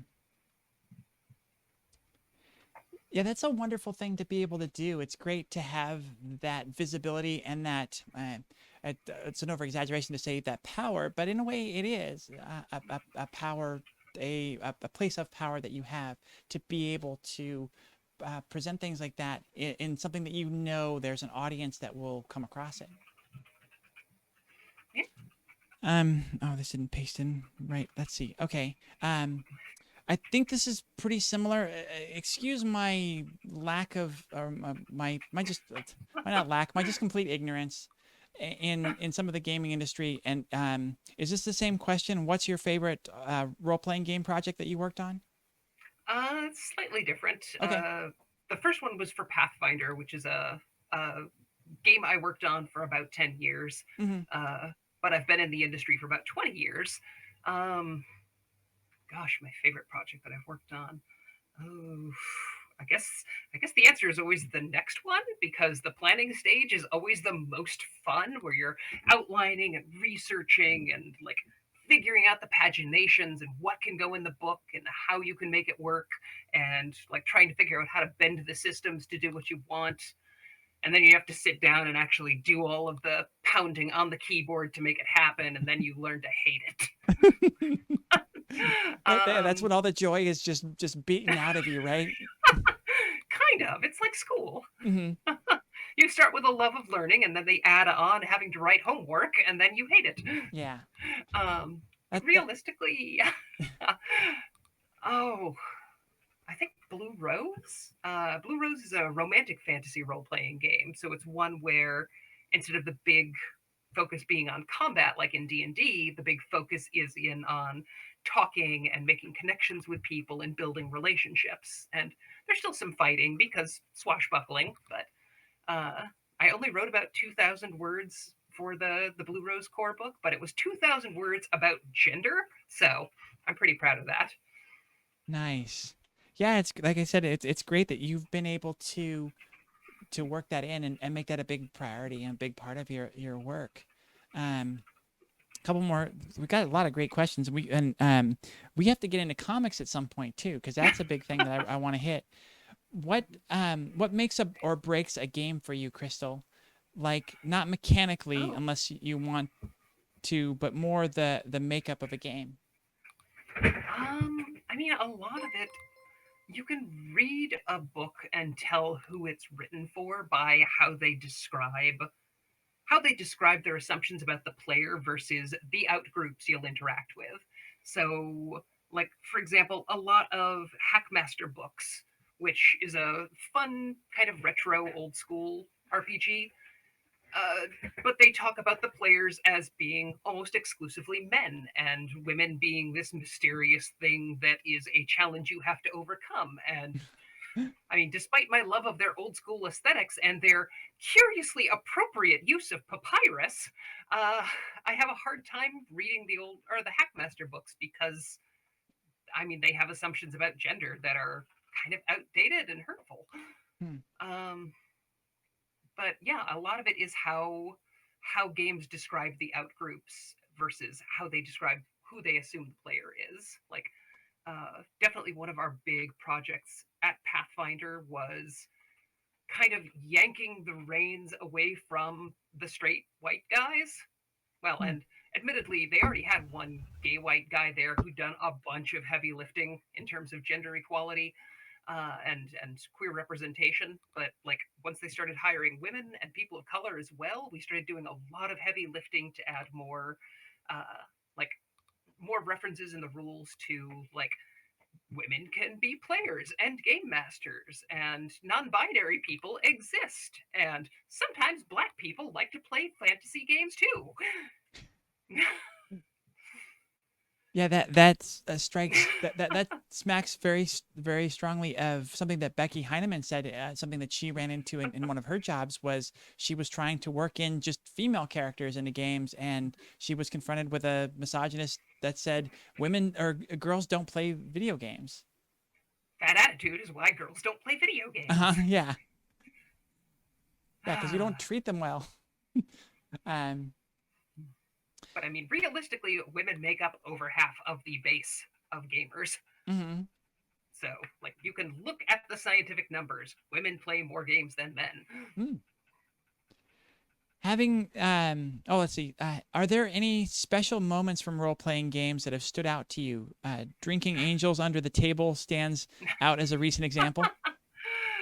Yes, I run a game for my wife and a few of our friends on Discord, actually, every other Monday night, and it is monster hunting in the 1890s. And this week they had to track down an angel that somebody had summoned and lost control of, and it was an old school New Testament, like, made of eyes and fire and wrong angles kind of angel. But it was an angel of temperance, so it was just going around, like, burning out the chests of anyone who indulged themselves. And one of my players is a drunkard. Mm-hmm.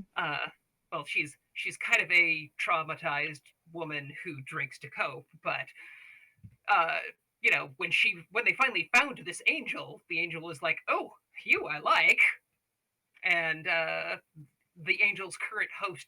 She challenged the angel's current host to a drinking competition and basically outdrank an angel of temperance.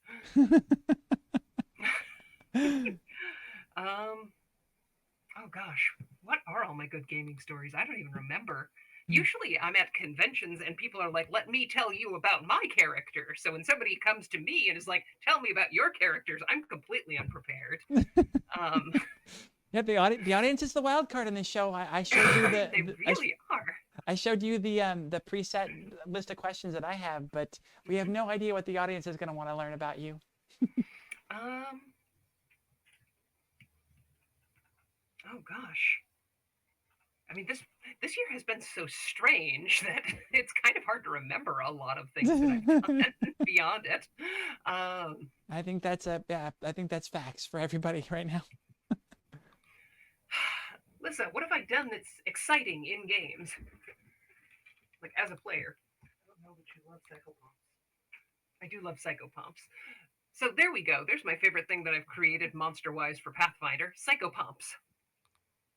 Which, I mean, I didn't create psychopomps. The concept has been around a very long time, but I gave them statistics in the Pathfinder role-playing game and fleshed out their basic hierarchy and look and things like that.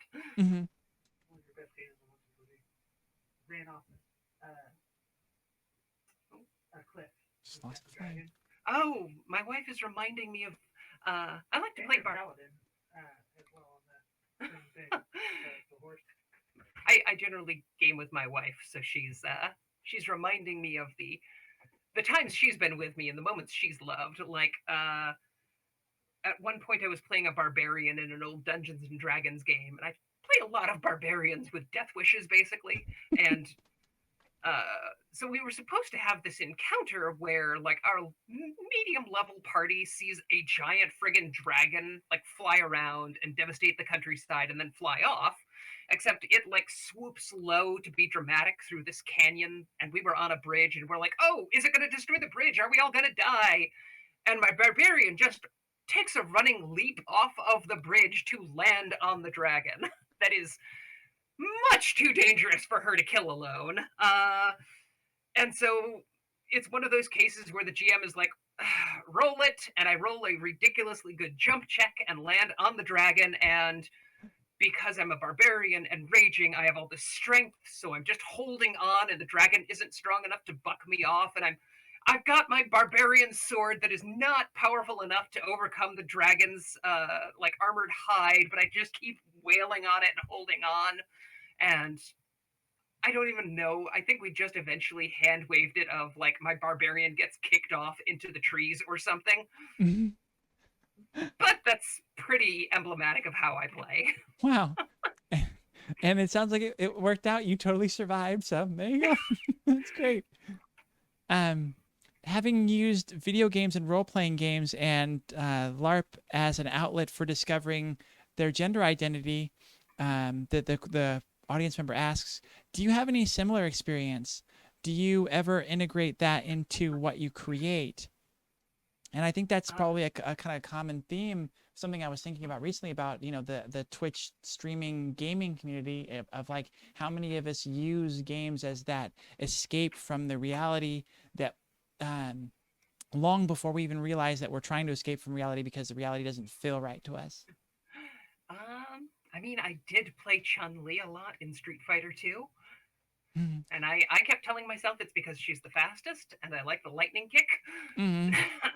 But yeah, I once I got into high school and started playing role-playing games, I mostly played female characters, and if my friends asked me about it, I would always say it's, oh well, because we need some balance, like gender parity in the party.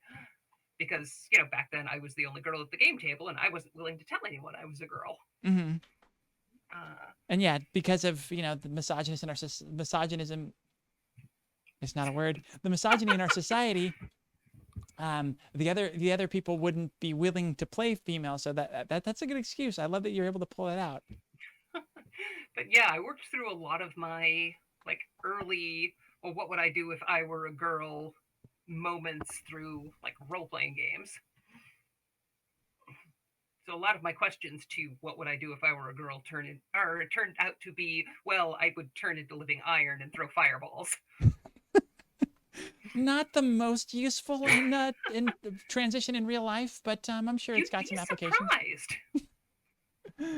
Fire Um, solves a lot of problems. being able to throw fireballs definitely would solve a lot of mine. Yeah, that's for sure. That is what hairspray is for. DIY fireballs. There you go. Ina Sewell says that for them, RPGs and video games were the only place they could be themselves. Yeah, I think it's a very common thing. Ellie asks, what's your opinion on how they manage with the character story for the trans character in The Last of Us 2? Are you familiar with that one? I do not know anything about the Last of Us franchise, so Okay. I remember vaguely hearing that it's a controversial topic, but I never played Last of Us. I don't know anything about Last of Us 2. If it's related to a zombie game, I probably haven't played it. Mm. Yeah, it's funny. I do not like horror stuff, and there's a lot of popularity, especially on the Twitch community here, of the horror games and all that, and I can't. But I do love killing a few zombies. I haven't got into that one yet, but World War Z and Last of Us both really appealed to me. Um, let's see. I thought there was something else. Oh, yeah, I just wanted to call out really quick that we have Lee the German in the chat and they came over from the Trans Community Center. I added a thing at the beginning, and there should be something popping up throughout the chat. They're good friends, and they're helping support the show and get the word out more. So I definitely wanted to give a shout out to them. Keep an eye out for that in the chat when it pops up. I didn't make a command where I can just bring it up now. It comes up regularly, but they're on lots of platforms, mainly Facebook and Discord. The trans, or no, sorry, no, that's my show, Trans Community Center, and they're a wonderful resource, and they're really trying to build up their network. And I can't thank them enough for being supportive to myself and other trans people in the community, and of course, selfishly, for helping promote the show. Yeah, well, thank you for doing all that hard work. Let's get into comic books. In the bio you sent me just 2 or 3 days ago, like I said, you claimed to be a comic books fan, but then in our chat yesterday you were talking about how you've actually broken into writing. Yes. What projects have you written so far? Well, I wrote a story arc for the Pathfinder comic book licensed to Dynamite Comics. So I wrote a series called Spiral of Bones, which is a very weird, esoteric look at how death works in the Pathfinder world, and how pesky adventurers keep coming back from the dead, and also childhood trauma for everybody's favorite punching bag, Valoros the Fighter. Um, he also talks about settling down with his girlfriend Imrika, which uh, I this isn't going to mean anything to you, but in Pathfinder fan circles, like Valoros and Imrika were a big ship. So I finally made that canon. Hmm. So that feels good. Uh-huh. I've also written an undisclosed project for Oni Publishing that I'm very proud of, but hasn't been officially announced yet, so I'm not going into any more specific details on that. But just announced this in the last week, I'm writing a Wonder Woman story for DC Comics. Oh, Uh, that's incredible. they are they are doing a romance anthology for February for Valentine's Day called Love is a Battlefield, and asked me to write a short Wonder Woman story of Wonder Woman and Steve Trevor on a date. So I don't know why I keep getting asked to write straight relationships, but apparently I'm good at it. Huh. So that will be available beginning February 9th. So if you're interested in like fun little queer, well, fun little straight and queer stories from the DC universe, and you want to see my writing in a comic book, call your friendly local game store and ask them to reserve a copy of that. Pre-orders are how comic book companies know what's popular and what isn't, because they don't look at post-release sales; they look almost entirely at pre-orders. Hmm. And forgive me, what's the name of that book again? Oh, it's called Love is a Love Battlefield. of the Battlefield. Okay. Awesome. Uh, And Make sure you specify which Love is a Battlefield, because there's also a Wonder Woman trade paperback called Love is a Battlefield that I did not write. mm, I mean, keep your fingers crossed. Maybe someday I'll write a Wonder Woman trade paperback. who are your favorite characters, and Oh, what do you have your eyes on um, for writing? I mean, for DC Comics, I would love to write Poison Ivy someday. She is a character I really identified with as a kid, and I really love Harley Quinn, and they're together now. Hmm. So I would love to write either of them, both of them together. In terms of like the wider comics sphere, She Hulk has always been one of my favorite superheroes, and I would love to write her someday because it meant a lot to me as a kid to have this role model who was 6 feet tall and broad shouldered and muscular, and yet still considered super attractive and funny and lovable. Mm. Uh, Yeah, sort of the and perfect trans role model without actually being trans, right? very much. Mm. I mean, she's kind of a trans metaphor top to bottom, because like nobody gives a darn about her before she transitions, and then suddenly, love her or hate her, you have strong opinions about her. Hmm. And she's super shy before she transitions and is vivacious and outgoing afterwards. I mean, there's it is loaded. Hmm. It is fully loaded. Um, Yeah, and if only it yeah, could be that easy for us too, right? right. All I want is a blood transfusion from the Hulk. Come on, people. Bruce, call me. Yeah, we're the nearest gamma ray facility that I can just hop into real quick. Just a quick little zap, and we're good. Could we get a convexus ray? Is that what Doc Samson used? I don't know. Again, I'm gonna have Uh, to ask for forgiveness on my ignorance. I know the character. I don't know. Does she change when she gets angry as well? no, She-Hulk has full full control over when she changes. Mm, Usually, it depends on the story arc. okay. But I mean, a lot of the if you haven't read any Hulk, the last couple of years have actually been really good because the series deals heavily with trauma. It A lot of why Bruce Banner can't control when he changes is basically comes back to he was abused as a child, he's had no therapy for it, and so he can't control his emotional outbursts. He can't Hmm. control when these things take control and influence him. So a lot of the Hulk storytelling of the last 10 to 20 years has been basically a story of how destructive and terrible a person you can be when you don't take care of your own damage. Yeah. Another really good, important story for people in the transgender community. Yeah. I'm kind of surprised that nobody's brought this up from the audience, considering how prominent it is in your screen there. But tell us about Cheez-Its and what role that they play in your life. Oh, this is this is my lunch. You can't judge me. It's 2020. We all have to live. Hmm. No, I was just nibbling on Cheez-Its. Yeah, Uh, it's not really so much the junk that I'm eating, it's the amount that I'm struggling with.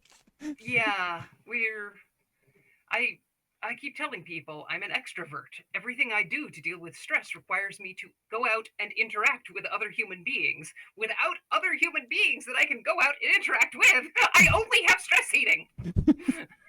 That's all any of us have anymore. Just bring me Oreos.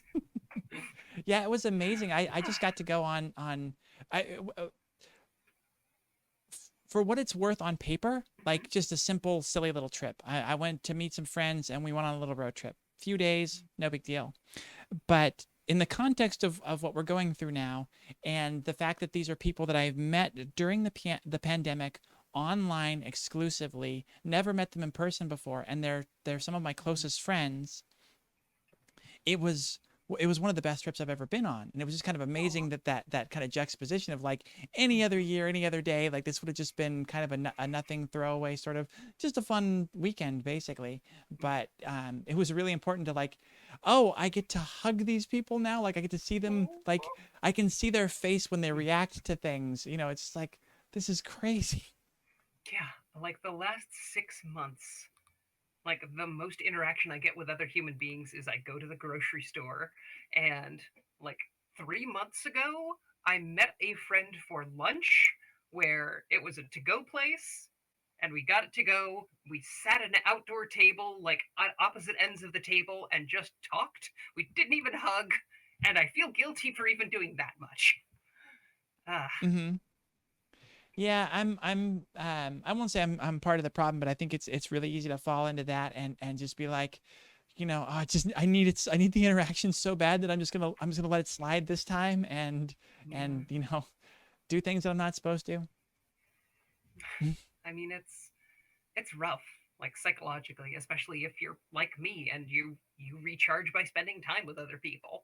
Mm-hmm. I mean, my wife and our housemate are both introverts, so they do pretty well isolated, but even they're getting a little shut in and weird. Love you, honey. Just a side note, since you're talking about your wife and you already mentioned that she's trans, just let her know that she's going to be on the show too soon. Oh, honey, apparently you're going to be on the show soon. I have I didn't ask for that. I absolutely love interviewing spouses, and I love any story, especially from different perspectives, all that, and it was great for me. Back to the topic of falling into the trap of seeing other people's transition and thinking that that's the right way, or I wish I was like that, or why can't I be like that? Those sort of things. Yeah, no, you can do so much better than me. You really can. Well, it's just like, I interviewed Becky, and Becky was one of the people that knew from the start. She always said she was always in the wrong body. She acted female even, early on. Not exactly like your story, but kind of much more Yeah. on that side than where I come from. And it's really easy to hear that and go like, oh, I'm not trans enough. I'm not the real type of trans. And then I interviewed Janelle, and Janelle's story lines up almost perfectly with mine. Aw, Realizing good. feeling off all your life and then realizing super late and transitioning late. And I think, that just reinforces the key point of this show is no matter how many stories you hear about trans people, there's always something that resonates with you and makes you feel better about yourself and your transition. And I just, that's the key thing that we're trying to get across here. And I hope it's getting through. Oh, you should talk to Lila Sturges. She is just lovely. She's another comic book writer. Oh, okay. Lila Sturgis. I gotta find my growing list Please. of potential guests. But she's been writing some of the Lumberjanes graphic novels that are coming out. Oh, okay. I don't know why, but I feel like I've heard of that. All right. Oh, I would strongly recommend anyone watching this show check out Lumberjanes. It is written for like the 10 to 14-year-old girl demographic, but it is written smartly enough and earnestly enough that it is entertaining at any age. Uh, and it is about a summer camp for girls, and they learn to be like best friends forever.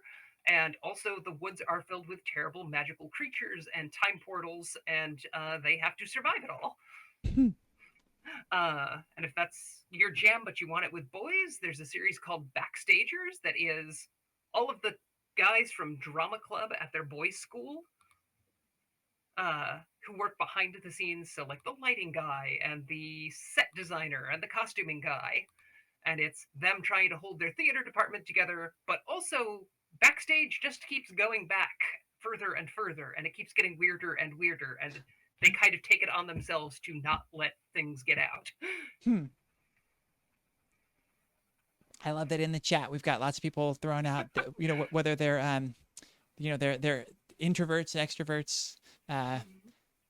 Krissa is an introvert extroverter, which I think is something that I definitely identify with, where like, yeah, I need that human interaction and all that kind of stuff. And then it's super easy for that to go out and have that switch flip where it's just like, I'm shy, I don't want to talk to anybody. Oh. Well, this has been an amazing conversation. We're not quite to the 2-hour mark. I'm sort of running out of things to ask you. We haven't had any questions come in from the chat. Please go ahead and fire those in if you'd like to have me ask her anything else. Is there anything else that you're working on, any fun projects or past stuff that you want to promote or shill in any way? I mean, all of the cool things that I'm working on that I really want to talk about haven't been officially announced, so I can't say anything without pissing people off. Damn NDAs. So I am right. Oh, NDAs are the worst. And the thing is, I know that one of them is getting announced here in the next 2 to 3 weeks. So, but I have Love is a Battlefield to talk about, and that is awesome. And I got to write.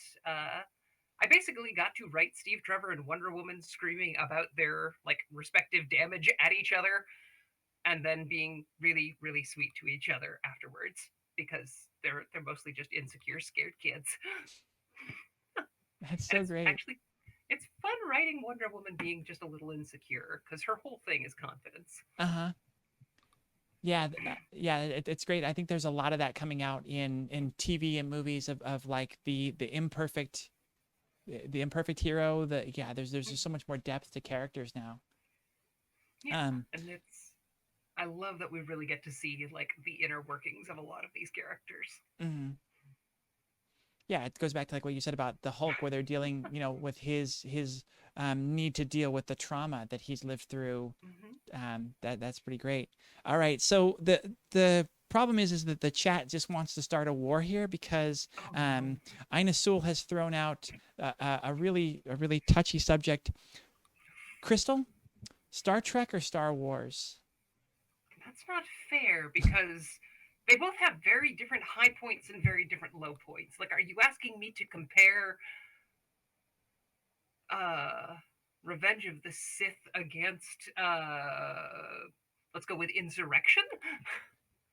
Am I supposed to compare the holiday special against Enterprise?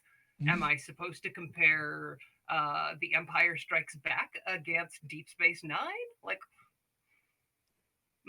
okay, so I misspoke. It's not starting a war. It's just diving down the deepest, darkest of rabbit holes, because there was an episode where I interviewed somebody and we fell into a Star Wars trap, and I just kind of took over the show and talked way too much about it. There's so much passion. I mean, I liked Star Wars a lot more as a kid, just because it had the whoosh, boom, bam aspect that we all love as 8-year-olds, and it had laser swords, and Star Trek did not have laser swords. But as an adult, I love them both for very different reasons. Also, Voyager is far better than people give it credit for. Okay. That is a hill I will die on. Catherine Janeway, probably the best captain in Star Trek, because she wasn't captain of the friggin' Federation flagship. She was the captain of a pissant little research vessel that ended up halfway across the galaxy, where none of the Federation support network applied anymore, so none of the high-minded Federation ideals could apply anymore. I think that's exactly what the audience was looking for in asking these sorts of questions. A follow-up Voyager, Voyager was done dirty on a production level because it could have easily been as good as DS9 if it had been allowed to maintain an ongoing story arc. Hmm. So narrowing the Robert focus a little. Picardo forever. What's that? All right, I'm done. I'm done. I was just saying Robert Picardo forever. Okay. But Well, I'm done. I'm done. I'm putting it putting it over here. a little more narrow on that topic. Kirk or Picard? Janeway. Not even gonna not even gonna address it. No, like They're not worthy of the in conversation. in the arguments about who is the best captain, they are like third and fourth. And who cares who came in first between third and fourth? Nice. Okay. Fair enough. Like Um. Janeway, Cisco, or possibly Cisco then Janeway. Hmm. And then who cares? Have you heard of or seen the Star Trek Continues series, the fan-made series? I've sort of seen a couple episodes over my roommate's shoulder while she's been watching it, but I've Hmm. never I haven't sat down and seen a full episode of it. Like I haven't actually seen much of the original series. Hmm. I was mostly introduced to Star Trek through the Next Generation, and I saw a couple on like network television, like in syndication as a kid. Hmm. It's definitely worth checking out. Because of the death of um, oh, why am I blanking on his name now? From MythBusters, um, Oh, Grant Imahara. Grant Imahara. Thank you. Oh, God, yeah. I guess it's too late or too much wine. I don't know. My glass is empty. Um, Then you have not enough wine. but yeah, when I heard that he passed, I went and looked into some of the stuff that he'd been in because I missed a lot of his things outside of MythBusters, and I found this series, and I'm like, oh, I'll check it out. And I was super skeptical about somebody rebooting and trying to to be Kirk and be Spock and all this stuff. And after the I think through the middle of the second episode, I was totally bought in. I'm like, they did a really good Nice. job. So it's definitely worth checking out. And Oh, good. just for those of us that just need a little bit more, I'm a massive, just ridiculous Star Wars fan, but I still love my Star Trek. Um, let's see. I didn't have a chance to read a lot of these as they were coming in because they came in kind of fast. Let's see. Okay, yeah, these are separate topics, so we'll get back to them. About Hey, Starfinder or Pathfinder. Since you've written for both, which of those two do you prefer? I mean, that's not fair because I came into Pathfinder after it was born and I helped to deliver Starfinder. So Mm, I do kind of prefer Starfinder, but I also have a lot more emotions tied up in that one because uh, things didn't come together as planned on that. mm-hmm. Um, so, I mean, It's it's also stepchild hard to versus pick your your. biological child sort of thing. Oh, God, no, not like that.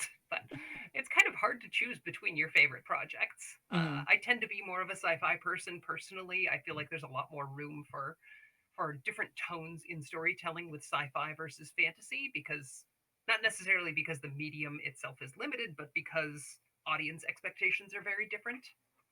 Mm-hmm.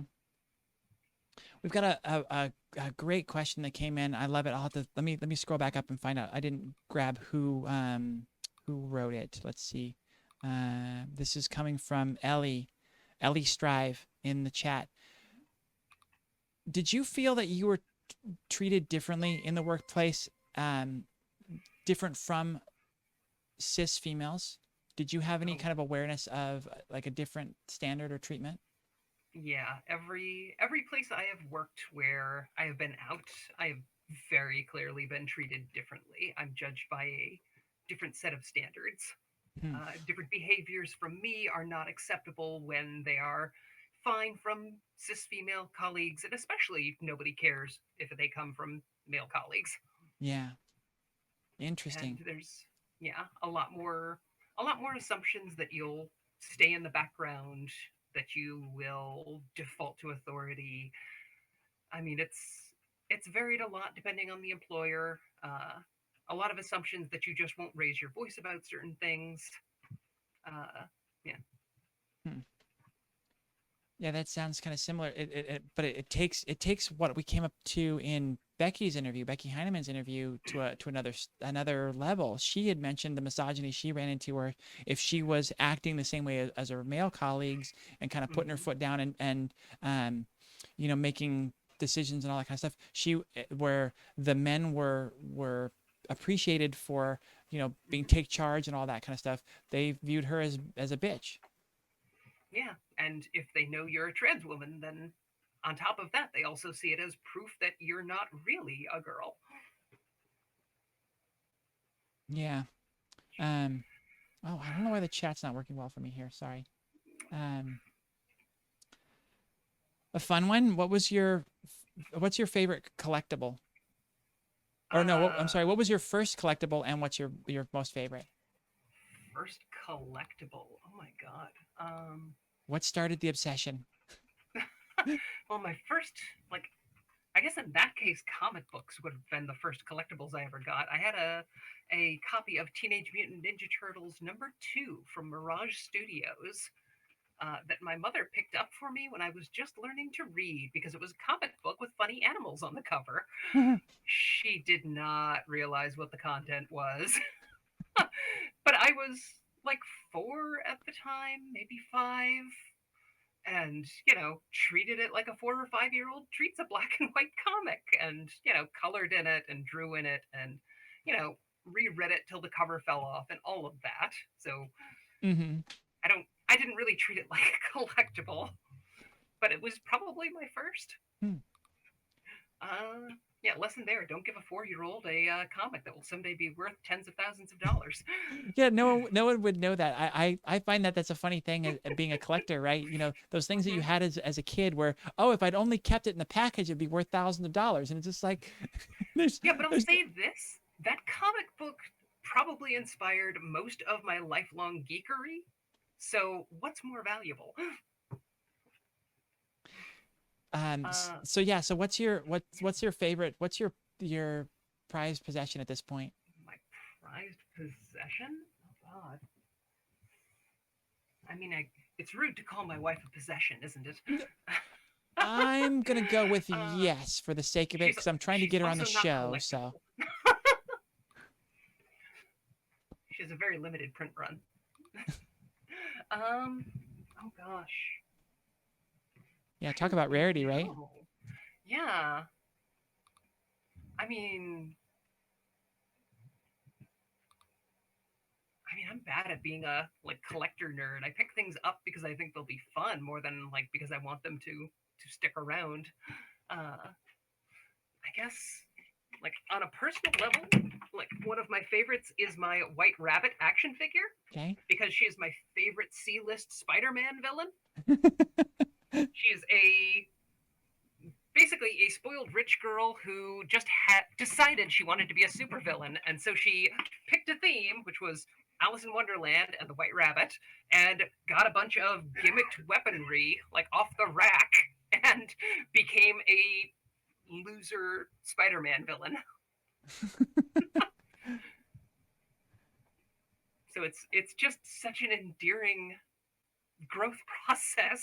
Like I don't even know how you get there. Like, how do you talk to your guidance counselor? Like, I'd like to join the growing world of villainy.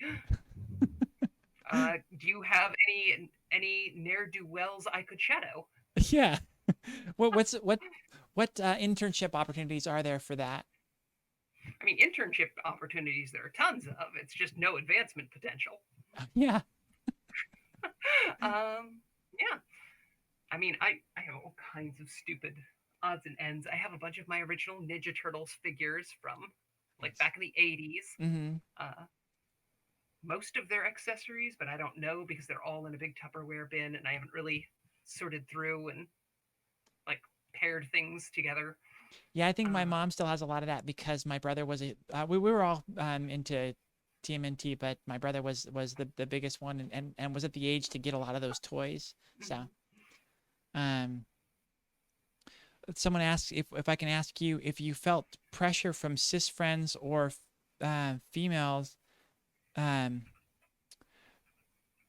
let's see. I'm trying to read this one as I'm reading it. or female that she is in a gay relationship instead of a lesbian one. I'm gonna need you, Ellie. Can you clarify that question a little bit more for me? Yeah, Um, not a. sure, there's something good in there. Has that been a struggle for you?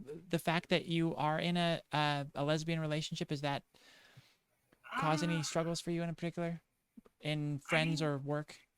in Seattle especially, being a lesbian is far less of a deal than being transgender, especially for a couple who, is as cute as we are and kind of amenable, and we are kind of nauseating together.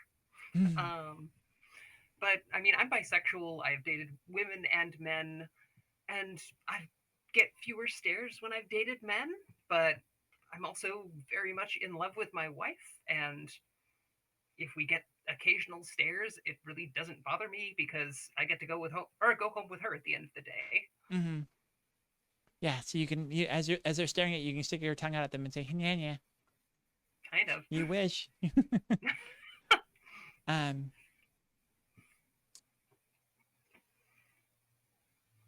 it's, Arson says that when they first came out to their mom, that the mom asked if they were gay, and then now they wish they'd answered yes, but not in the way you're meaning. And yeah, I think that's kind of a fun and interesting change that we go through as we're doing. It's like, um, I know for me personally, when I decided to start taking HRT, I I thought about it and I did not have the fear that if of my attraction changing. Like if I become attracted to guys, I'm not worried about that because it's what I'm attracted to, no big deal. But yeah, there's that moment of like, well, who will I be attracted to? And if I'm still attracted to women, which I would at this point, pre-transition prefer to be because that just sounds safer and easier. Does that make me a lesbian? Will I then be gay? Did I tell my parents incorrectly when they asked if I was gay? I mean, categorizing your sexuality is a fairly recent development in human history, so I wouldn't stress about it too much. Mm-hmm. It's all new. It's new for all of us. Fair enough. Yeah, just Um, get to a place where you're happy with yourself and your spouse. from your Twitter, is there a good place to stay up to date? Sorry. Aside from your Twitter, is there a good place to stay up to date on your new projects? Is your Facebook still being updated?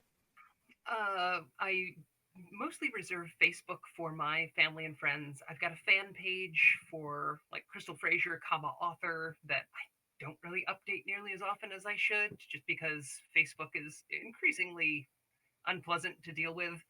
Um, I do have a WordPress site, thecrystalfrasier.com, uh, which contains like not very much, a few blog articles and bibliography of my past works. But the easiest way to keep up to date with me and my announcements is going to be following my Twitter. Okay. Oh, is it at WordPress.com? Did I type it wrong? Oh, it Yep. probably is the word at WordPress.com or Yep. .wordpress.com. Yep. The crystalfrasier.com didn't work. Oh, okay. So it's Ellie probably says, thecrystalfrasier.wordpress.com. okay. Ellie says that she loves your hair color. Oh, thank you. Yeah, it's natural.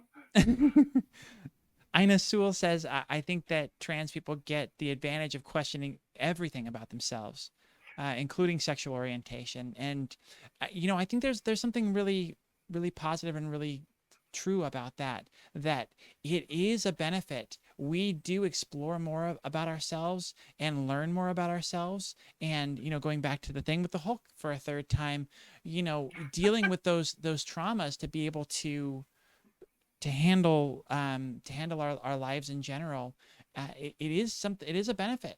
It is something that is sort of a blessing for us that a lot of people don't get to experience. And I often wonder when we get some of that venom from people in society that look at us and look at us weird or will say nasty things. I wonder how much of it is jealousy of like, how dare that person feel that great about themselves considering how obviously weird and wrong they are.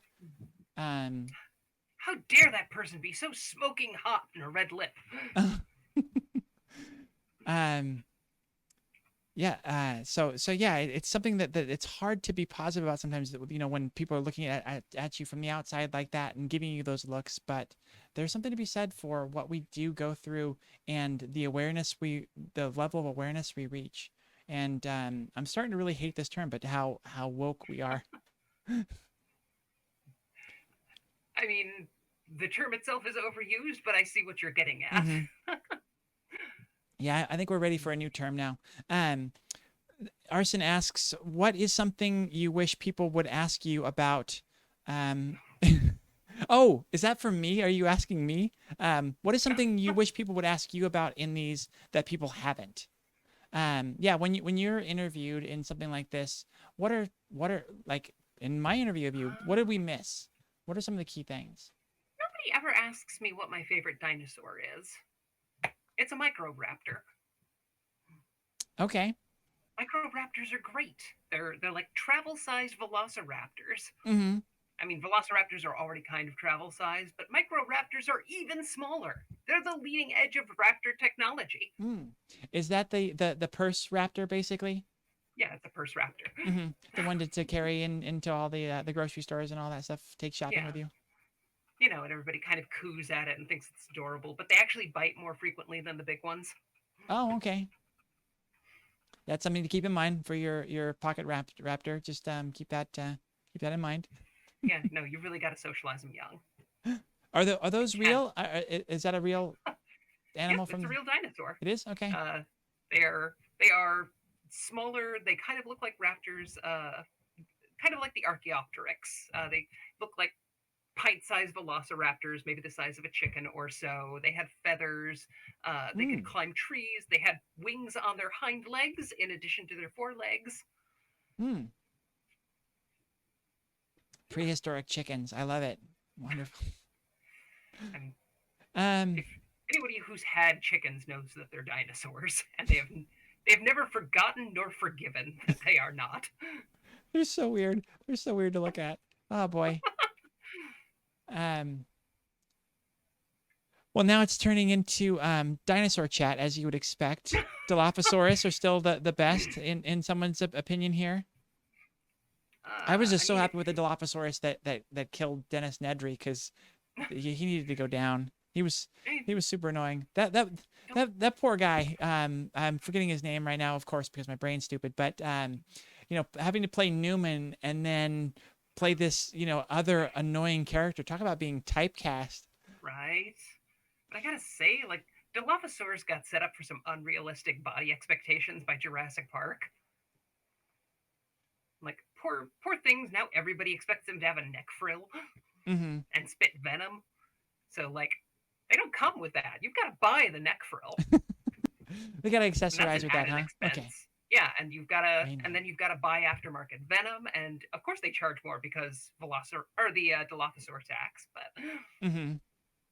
So unfair. Unfair. Now there, since we dove into Star Wars and Star Trek a little bit. We've talked about dinosaurs now, general kind of nerddom. Obviously, we've covered comics and your gaming. Are there any other realms or anything that you like to geek out about that you haven't had a chance to yet on the show?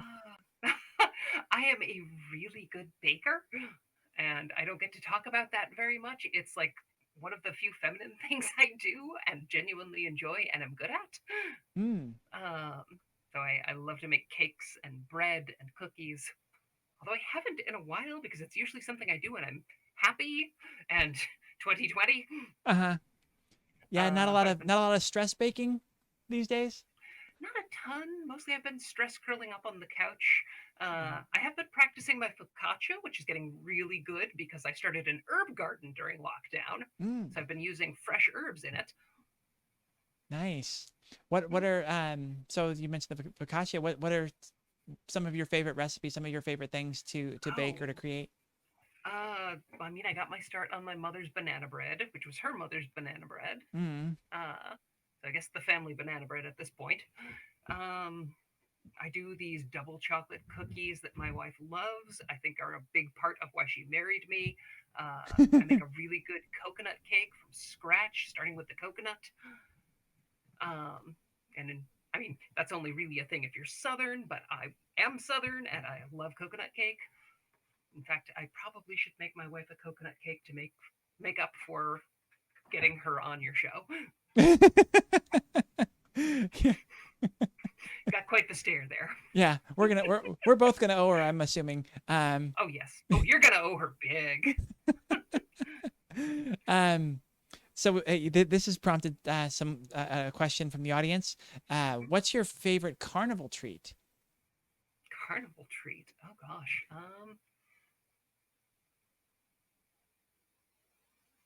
Carnivals were the thing where you left the house, right? And there were clowns. I think so. Yeah. I remember losing a lot of money somehow when I went there. Um, yeah. I guess for me, like the area I grew up was like a farming town, and the big winter cropping there in Florida in February was strawberries. We had the strawberry festival every year. Hmm. So, like my favorite carnival treats are all the weird strawberry based dishes from the strawberry festival, like strawberry cookies, strawberry cake, strawberry pizza, strawberry shakes, uh, God, strawberry burrito, strawberry oh, what else did we try this year? Uh, because we went down to visit my parents right before lockdown, Uh, back when COVID was just like this thing we were hearing about out of China. We went to visit my parents, and I introduced my wife to the Strawberry Festival, and just tried basically every weird thing they offered. And yeah, no, I guess at my core, I guess it's strawberry shortcake, which most people wouldn't consider a carnival food. hmm. Yeah, I'm thinking. Yeah, when you started to go down the strawberry route. I was thinking funnel cake with strawberries on top. The nice Sure. strawberry sauce. Oof, so yummy. So yeah, Arson says that now of course we know where you got your hair color. Is Yeah, all the too many strawberries you ate. strawberries. Uh-huh. Yeah. It's actually a really common deformity. There was a big strawberry spill outside my junior high when I was in seventh grade, and I mean, none of the girls walked out of there with natural hair colors. And that's the closest you came to a superpower, huh? It really is. I mean, that and just my wit. If only there'd been gamma rays mixed in somehow. Man. Yeah. Well, also boobies, but it's a superpower that only works on like most men and only like 10% of women. Mm. Still, it's the dream, right? That's what we all hope for in transitioning male to female. Uh, yeah, Arson 3 is saying that, and I hope I'm pronouncing that right. I'm hoping that the C is pronounced with an S sound, but you do have a lot of wit, they say. I am Um, full of wit. My wife well, says I'm a real withead. we are over the 2 hour mark, which means we've talked too long. I've taken up too much of your Okay. time. I appreciate this so much. Thank you so much for coming on the show. Oh, thank you for having me on. And is there anything else in leaving that I think we've promoted? We promoted your website. We talked about your Twitter. I think we covered everything for that, right? Yep, and I mean it's always worth reminding people wear your mask, not to protect you, but to protect the ones you love. Mm-hmm. Or if you're going to talk to somebody or do an interview show, do it over the Yeah. several hundred or thousand-mile distance. I don't actually know where you live, so I'm in Southern California. I'm near LA, so oh um, yeah, so that's you're thousands of miles away. it's a long drive. Let's just say that's a long drive. Oh yeah, no, I've driven to San Francisco, and that's as far from Seattle as I've driven. Mm-hmm.